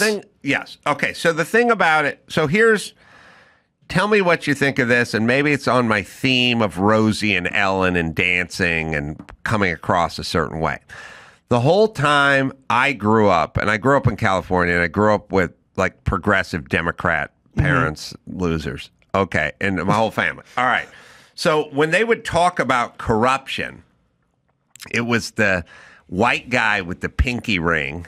Oh. And he has a white guy. He had a diamond pinky ring. The fat guy in the suit. The mob boss look, cigar. Right, cigar, the whole thing. He was slapping a secretary on the ass, and he was in Louisiana, and he was going, you know how the game is played, don't you? And then he set the suitcase down. Right. So we had an archetype, like literally a cartoon character of who that person was, right? And then you'd go California. And you go, well, not California. It's like mostly women running things, and that's not a fat guy with a pinky ring. That's a woman. They don't do that stuff. Oh, They're honest. the Lassa, the woman who's the head of Lassa that was giving her husband millions of dollars, who he was the head of a charity. Right, but that's my whole thing. Like, my whole thing is, how do billionaires dress in California? It's like, flip-flops and cargo shorts, because they don't want to look like billionaires. You know what I mean? They want to blend in. I don't think it's that. They don't care. Right, but what I'm saying is you never think. Well, I never thought of California. The sloppiest guy dressed in LA usually has the most money. I never thought that California was corrupt because Nithya Raman, look at her. She's a woman and she's of whatever Middle Eastern extract. That's not what corruption looks like. It's a guy in a cowboy hat drinking a gin fizz and laughing. You know what I mean? But I realize we dress, so we look and we talk about peace and love and good vibes and the environment, whatever. It's like Al Gore, he loves the environment, man. That guy, he's a cajillionaire. Yeah. So what's going on with all the money? Where did the homeless money go? Where did the fire aid money go? Where did the train money go? Like what's going on? Oh, it's all circulating in through different accounts and ways that they're hiding money. It's all ways that they can cook books. So so we got a train. How much did the train Oh, it's like over 20 billion. And where's the money? Right. And then how are we going to finish the train? Well, I mean, here's an interesting fact. Eleni Koulounakis, she's lieutenant governor. She's also running for governor. Her father is one of the largest construction companies in California. He also gets a lot of the contracts, and they happen to be the largest donator to the Democrat Party in California. What a coincidence. Yeah, but she's a lady. She can't do that.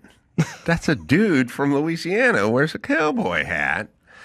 Yeah, so is this train ever going to get finished? No, and I'm going to make sure it's done and dead from day one. I'm not allowing this waste anymore. We don't need a train. It's a luxury item. Sounds nice, but if it's not going to be as fast or faster than the ones they got in China and built in the way that they build them in China, which is now, quick, there's no point. And we don't have the money to do that. There's so many other issues that we need to take care of first that we have to able to make California self-sufficient. I mean, we have everything but leadership. Right. It's simply that we have the resources and we're not taking advantage of them. They're bitching about this drought. It's a drought again.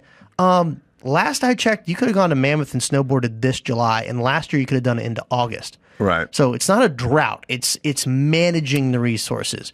They're not building the infrastructure. Population's doubled in the last 50 years, but they haven't built any water storage in the last 50 years. Yeah. So how and then you dump the water. Is it? But you can turn it into a net positive. No, listen, we can do a lot. Yes. First off, nobody needs that train from those two places. Yeah, that market isn't. It's Doesn't not there. exist. I know. So why would it even start? I guess Money laundering. Okay, so it's just graft and grift. You know it. I'm assuming it is. I just can't. It's weird. Again, it's more California stuff where I just think, come on, man, this is California. That's not what we do. Hey, just smoke another joint. Forget about it. Right. That's what it is. But here's a bigger sort of psychological question. I keep talking about like process people. They just want to talk about stuff, but they never do anything. There's no boots on the ground. And so Trump is a builder and a commercial builder, and people that have that background are in a hurry and they want to get stuff done all the time. And then process people want to talk about the process. And they want to speak in these sort of vaguitudes about having a seat at the table and no child. Everyone has to be treated with dignity. No child left behind. No child ever gets left behind. And the homeless community needs to be treated with dignity. Nothing ever changes. Everything gets worse and nothing ever happens.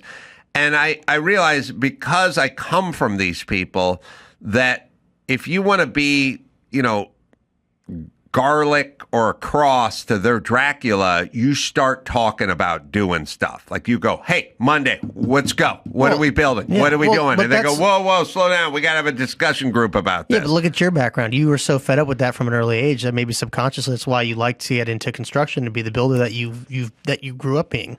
Yeah, I know. I mean, because you know process. You want to build a building, you got to lay plumbing. First, you got to level the area. Then you got to lay the plumbing. Then you got to do the foundation for anything else, and then all the other steps that go into it. And you know the process, but you also execute. Yes, I don't think that Karen Bass wants anything to do with that, and I don't think Newsom wants anything to do with that. And a lot of people don't want to work. A lot of people they just want to get paid.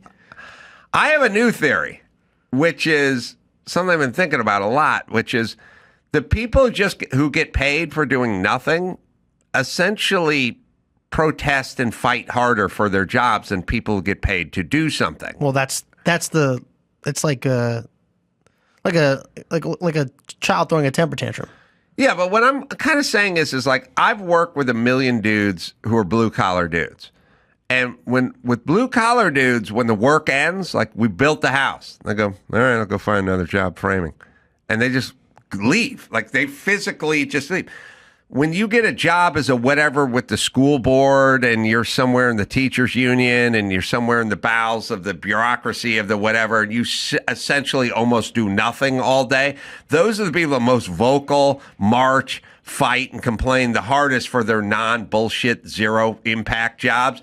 The people that, like, fix cars, frame houses, roof houses, their job ends. They just go, all right, I'll get another job. And they go roof somewhere else or frame somewhere else or fix someone else's car. You ever hear them, like, bitching about it or fighting about it or moaning about it? I started realizing like when Doge came in, they're like, hey, lots of super lazy, do nothing government folks that are basically on the dole. You're going to have to find a new gig. And they went nuts. Yeah.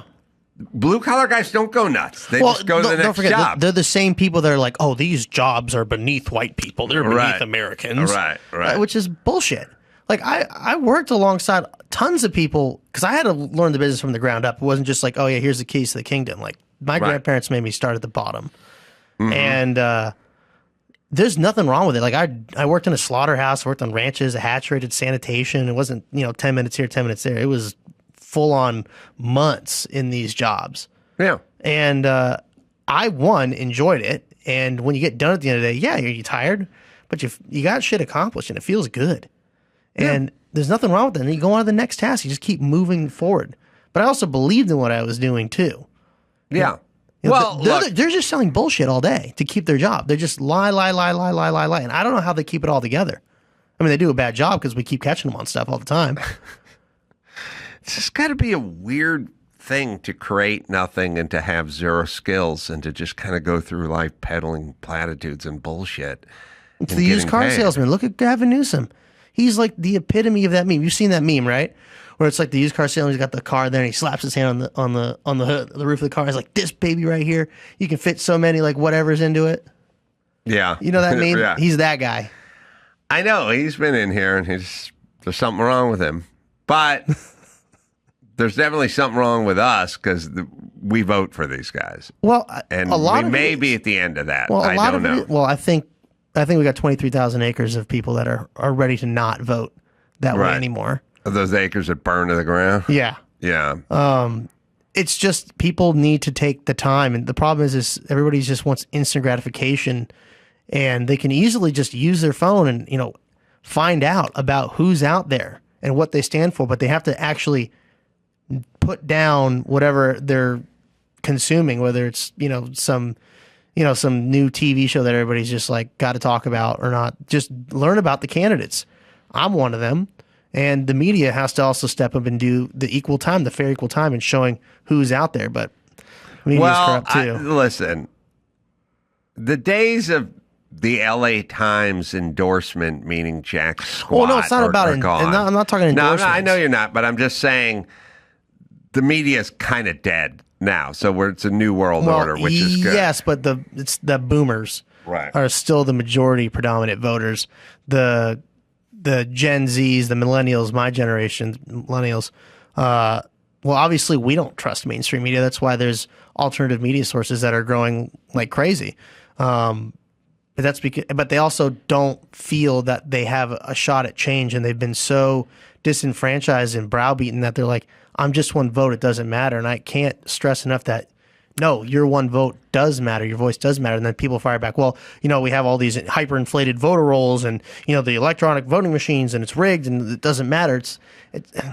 I can't stand that because you have to actually stand up and voice your opinion, even if it feels like it's futile. You just got to still do it. Let me ask you like a real practical question from a building standpoint. When you are voted in or Trump has his way or whatever it is, he stopped funding the train. The train has bridges built and concrete laid and not that much infrastructure. Is it just we're just done? Like we just pull a plug and go, look, whatever that bridge is, it's there. Leave it. Let it be a memorial to everybody, a reminder that this is what corruption in government looks like, and don't make this mistake again.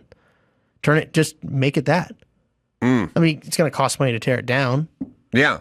Well, that's what I mean. Yeah, so don't tear it down. Just leave it. Leave it and let it be a reminder to everybody when they drive by, what is that? That was the biggest money laundering scheme that ever happened to the state.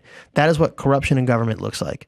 Now, and by the way, we can't fix a reservoir, but we can build a train to nowhere. Well, according to the state, we can fix plenty of reservoirs. We can build new reservoirs. We got a whole untapped labor force out here. We have 250,000 homeless here in California that need help. They need drug rehabilitation. They need mental health help. And they also need a job skill, and they need purpose and direction. And you can give them all those things through the Homeless to Home program that I've developed. So Well, Gavin Newsom said the real picture of homelessness was a mother of two who had a full-time job, who got paid minimum wage, who just got divorced and was out of the house. That's he told me. I told him it was drug addicts and crazy people, but he said no. I don't think he drives his own car. It was a woman with a full-time job. I mean, look, that does happen, but listen, very rarely. I don't want to. There are more white cornerbacks in the NFL than there's instances of that. I'm sure. So that's what I'm saying. Just I don't know. I don't even like to do the that does happen part because I don't even want to. I understand what you're doing. I don't even want to dignify it. It's like you're fucking fair. idiot. I'm not even going to go there. It's crazy people and drug. Look, it's all drug. I gotta walk this tightrope, right? Yeah, but it's drug addicts. No, of course it's drug addicts. What are you talking about? It's all drug addicts. I mean, when was the last time you saw a normal person like just spazzing out? Yeah, as they're yelling at themselves and things. And I'm trying to think of any homeless person, anybody I've ever known who's been homeless who's not been involved with drugs. It doesn't exist because, listen, if somebody said to me, like who worked here or something, anybody, a friend, a family, whatever, just went, man, things are really bottomed out at work and income and whatever. I just go sleep on that sofa in the back then. Just go crash on the sofa. You won't be homeless.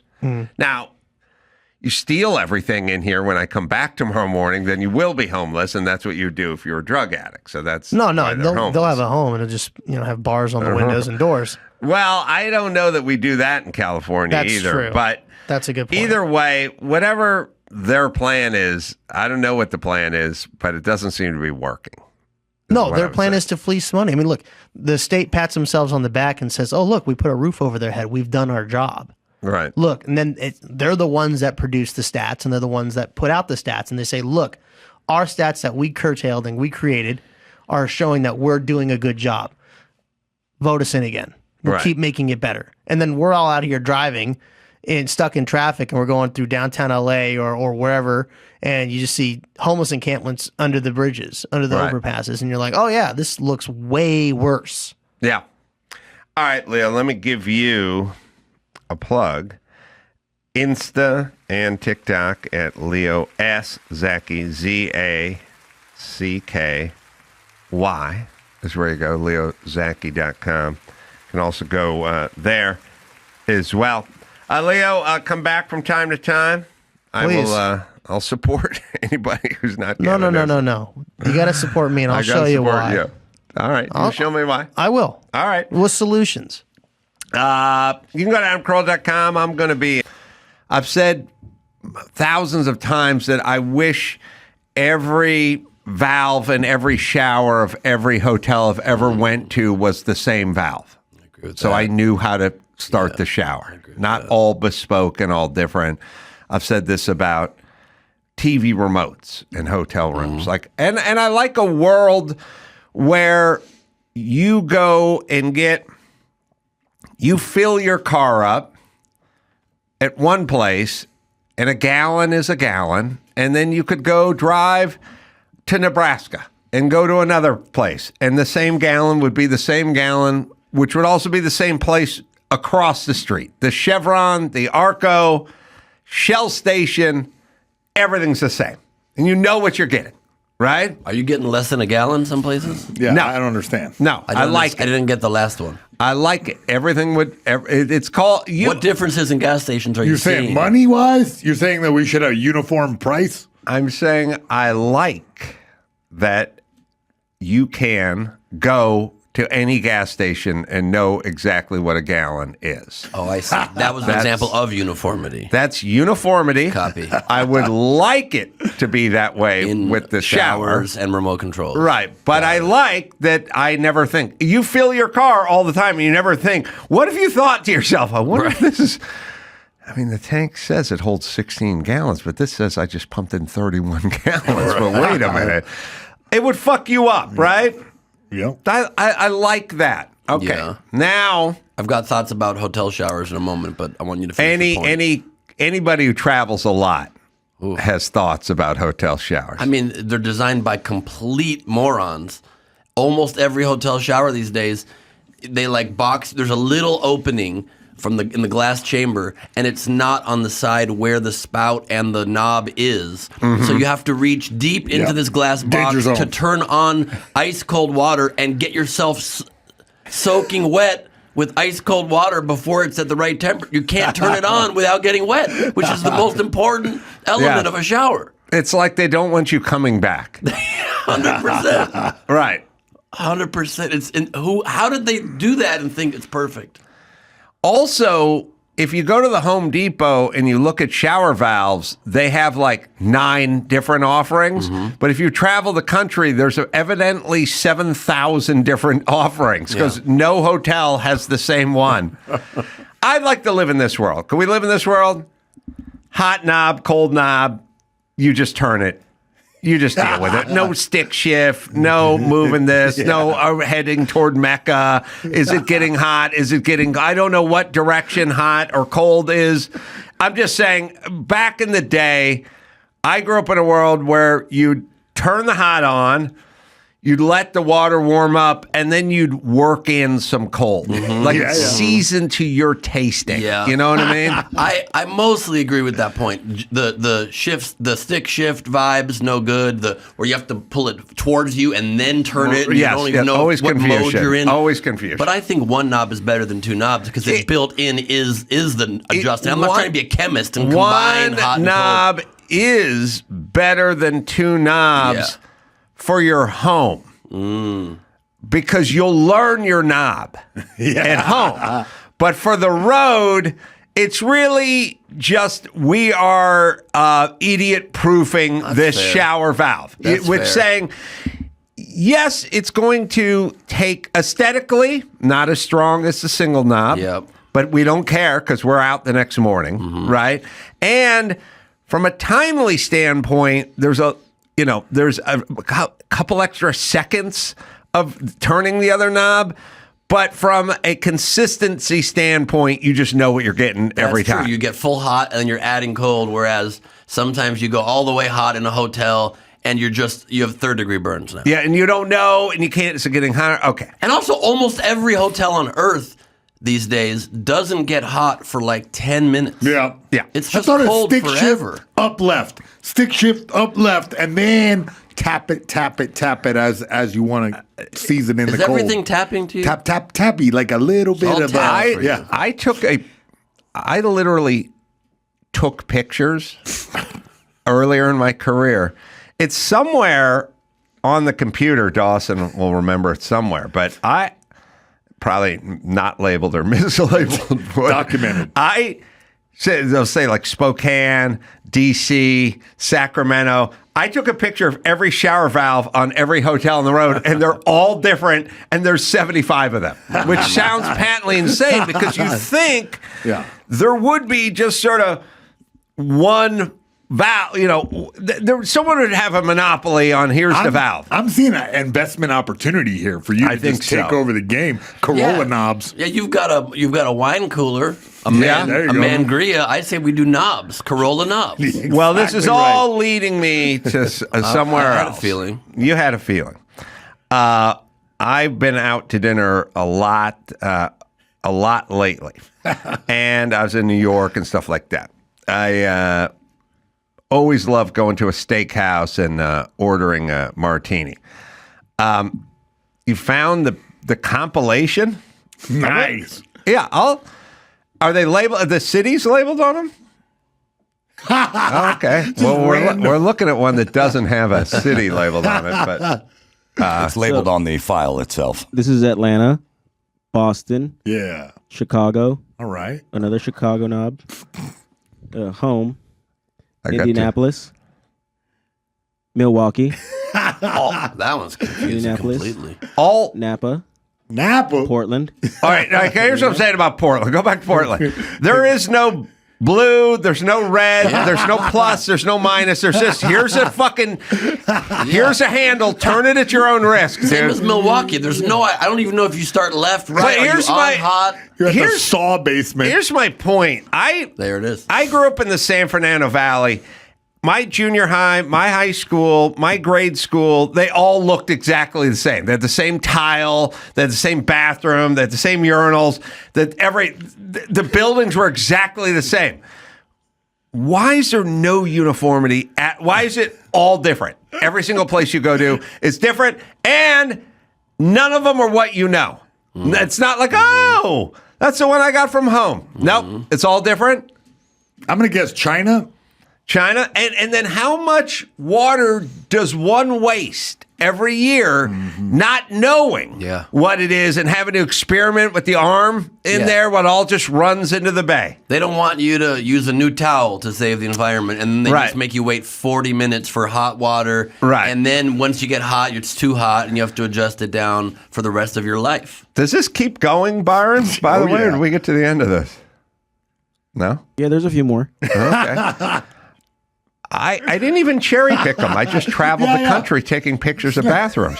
And it's like, it's almost uncanny that the Hilton in Boston wouldn't have the one that the Hilton in Sacramento had, right? But they don't even amongst their own brand names, Marriott. The Marriotts would vary. It's kind of weird, right? Yeah. I also, this is totally a tangent, but related. I met somebody once with the weirdest job. Their job...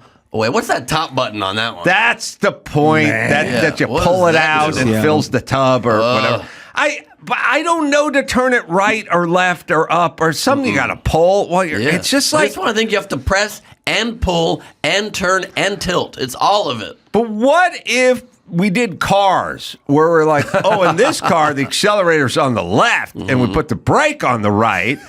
And the clutch is in the back seat, and the steering wheel is in the trunk. It would really cut down on commandeering of vehicles, though. It would slow down the carjacking, but it would be super confusing every time you got into a new car. This one's just ugly. They got the red and the blue, but there's marble in the middle of chrome. Yeah. They're all different. I'm just sad I don't get to see the reflection of you ass naked taking a photograph. You're sad about that? Yeah, I'm like, what? Okay. You're always in clothes. It's very telling. You're like, you should be butt naked in at least 2 of these photos. All right. So none of them are the same. And it's all shit show. Yep. And it's called American Standard, and it's not standard There's in any nothing way. standard. Nothing about it. And by the way, I don't like peeing into the urinal that says American Standard on it. I feel like it's unpatriotic. Yeah, like, me either. It's like you just took a whiz on an eagle, bro. Yeah. Like I'm peeing with you. looking at American Standard. That brand should be American Freak. That's the move for that moment. Yeah, or it could be like Middle Eastern Standard or some other place that we had beef with, China Standard, you know? But I don't like peeing on the American Standard. Yep. All right, so I like, I've been going out. I was in New York. You like a martini? I like a martini, and I like my steak. But I never know what martini's showing up. I don't know what size is showing up. Now, they have different glasses, and then there's the one I like. All right, so there's 3 ways we go. We go glass, martini. Then they go, oh, we're going to drop it off. Some places drop the shaker off with it. And you can do a little tableside, top it off, some melted ice in there, but, if you like that. Others do the little carafe thing. They'll do a little side martini, and you can, freshen it up, but in a little ice thing. It's very fancy. Yeah. Pretend it's orange juice while you're getting drunk. That's right. But always unclear which is what. It's just a crapshoot with the martini. You know what I mean? So I go to a place in New York, and it's also, there's an amount issue. It's always a thing. I go to the place in New York. The guy starts to hand me the martini glass, which is the 60s Frank Sinatra style, a little more champagne than martini. And the thing's down 7/8 of an inch from there. I mean, it had a little bit of martini at the bottom of it. Oh, you know what I mean? Really? Which happens. Sometimes they spill it, I think, when they're bringing it out. But the guy starts to, the guy sets it down on the table, and I literally just looked at him like, what is this? What? And he just looked at me, and he just picked it back up, and he walked back to the bar. I didn't even say anything. But My favorite place is Mastro's, because Mastro's, they give you a nice big martini glass and they leave the shaker at the table. And it usually give you a nice, strong martini up to the edge. And then they leave the shaker, and the shaker's got enough so you can kind of top it off a little. Some melted ice, I would but there's argue some a in there. carafe is much better than the shaker because of the melted ice issue, but please go ahead. You like it this way. I like it this way. It makes you feel like you're a bartender. You're helping the process a little bit. Tactile, mechanical, spun metal, feeling good. And so I go out to Mastro's, and the guy's pouring the thing at the table. You know, that move. And then he's kind of shaking it, and now it's just ice and the glass half full. And then he sets it down, and I go, well, there's nothing in there. And he goes, yeah, well, I leave it here so you can pour. I go, yeah, you leave it so I can top it off, except for it's empty. You just shook it in front of the thing, and the glass is 2/3 full. So somebody didn't put enough in here. And he goes, yeah. And I go, why don't you take it back? I'll put some more in there. And he goes, okay. And he goes and does it. But here's what I'm saying. And you're allowed to be this level of indignant with cocktail prices. I mean, this is probably a $27 martini. Right. So here's what I'm saying. Why the crapshoot? And martinis, last time I checked, you get a gin martini. It's basically gin with ice and a lemon twist or olives or whatever. There's nothing to it. You know what I mean? So like, when you like Beefeater gin. All right, let's work this out. Beefeater gin, the restaurant is paying $9 a 750 milliliter bottle for it. Really? Yep. I mean, $8.75, $6.75. Like, it's got a classy British guy in the bottle, but it's not classy. They're not paying. They're paying wholesale, whatever. That's why it's the guard on the bottle. He's the Beefeater. It's the gin of the guard. Yeah. He's not keeping guard of great gin. That's what he drinks, like, in his pocket during the shift. I came out with a gin called Pole Smoker, but it just didn't go over. That's surprising. I know. I thought it was a great idea. Great name. Yeah. I had a fudge brand called the Fudge Packers. I thought it would work great for the guys over there in Wisconsin and stuff. And nope, didn't work. Yeah, I don't know what's up with. I don't know what's wrong with people. Fudge Packers and Pole Smokers, both of them. Probably pretty popular with Beefeaters, though. I lost a lot of money, but lesson learned. That's fine. Okay, so here's what I'm saying. The bottle costs them $8. Yeah. Your martini has $1.21 worth of gin in it, according to them from that bottle. Two things. When the waiter goes to pick up the martini glass that's half empty, shouldn't the waiter look at the bartender and go, I'm not bringing this fucking burnt offering back to that table. The guy ordered a martini.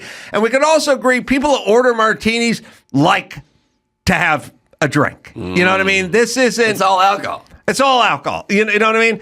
Ironically, the martini that's always filled is the cappuccino martini. Those ones are always espresso. Sorry, the espresso one is always all to the very top. Every chick who orders one is spilling it when she's trying to, because it's always still filled all the way. They can spill it still to the top. Turn it over and beat on it like a ketchup bottle. Fully up there. What I'm saying is when the bartender hands the half a martini to the waiter, shouldn't the waiter go, just fucking open that gin bottle and dump a little? Yeah. Just dump a little. Like, so he has to walk less. I got to get tipped by this fucking person. And then you're going to tip him out, too. And I don't want to bring the half whatever. But also, where is the science? So here's what I'm saying. The person that's making the martini, are we at this point? Do we need a graduated martini cylinder, so you just go, this is it. Standard. You ordered a martini, this is what you're getting. I get half a glass sometimes. Don't get me started on Utah. It's like we can't serve more than a hummingbird's beak of booze. So you're not only on a Friday before sundown. Yeah, you just ordered a martini. You're not getting a martini. But I mean, Wild variation. They put the teeny. Okay, sorry. This person could not measure it out to such where the guy poured it at the table. It was halfway up the glass and the thing was empty. Now they're supposed to go all the way up and leave you some. Yeah. What is the bartender doing? Why don't they know? I mean, that's my whole thing is why wouldn't you feel like after 6 months of you making martinis, you would have a pretty good vibe for like what the pour was? Like, do you think like I used to be in the trades, you know, you'd look at a thing and you'd go, oh, we got to grout that we got to grout up that bathroom stall now. We got to, the shower stall's got to be grouted out. Those guys knew how much grout to sort of cover. They didn't make a shitload of grout and have it all dry up, or a little bit of grout and only get through like 4 tiles. You're not showing up to the site without enough grout. That would be horrible for your own life. No. Out of grout, you're out. Yeah. It's the I saw the bumper sticker on the guy's truck. What I'm saying is you kind of learn, you know, working. Well, maybe they're overwhelmed. And Maybe they're very busy, and the guy's making isn't a martini kind of what you're doing? Like, why don't you just like? I would have a thing.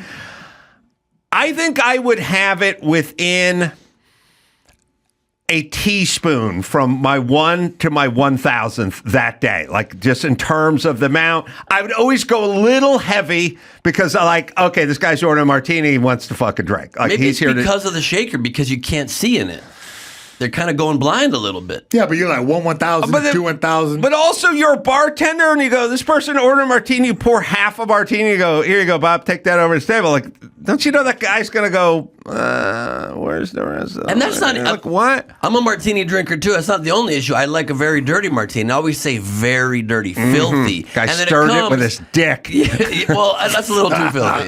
You said very. Well, let me clarify. To a degree, I like it very filthy.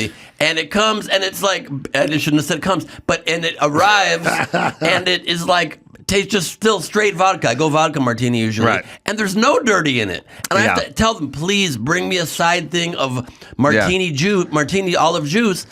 They're having to run back and forth. Well, what do they think I mean by very dirty? They're dumb. They're dumb. They're checked out. And they don't care. Right. I'm just saying. Well, that's your answer, too. The variation is such where we need a template now. There's no excuse. It's blasphemy. Blasphemy. Dawson's been sitting on that for 14 minutes, ladies and gentlemen. As a former bartender, can I weigh in on some of these reasons? I want to know. A martini glass, a typical martini glass, holds far more than you should pour in a typical martini. So like a half full martini is actually a standard pour. Now, it's obviously ridiculous to do that. So now most bartenders pour enough of a martini to fill the whole glass, but a martini glass, when being delivered to the table totally full, spills the whole way. That's why they keep it in the shaker, and then they pour it at the table. Then there's 6 to 7 ounces what a martini glass holds in that shaker, but they put 4 in there as they bring it over, and then they give you the rest to serve yourself. Yeah. There's methods to everyone's madness, and it's not all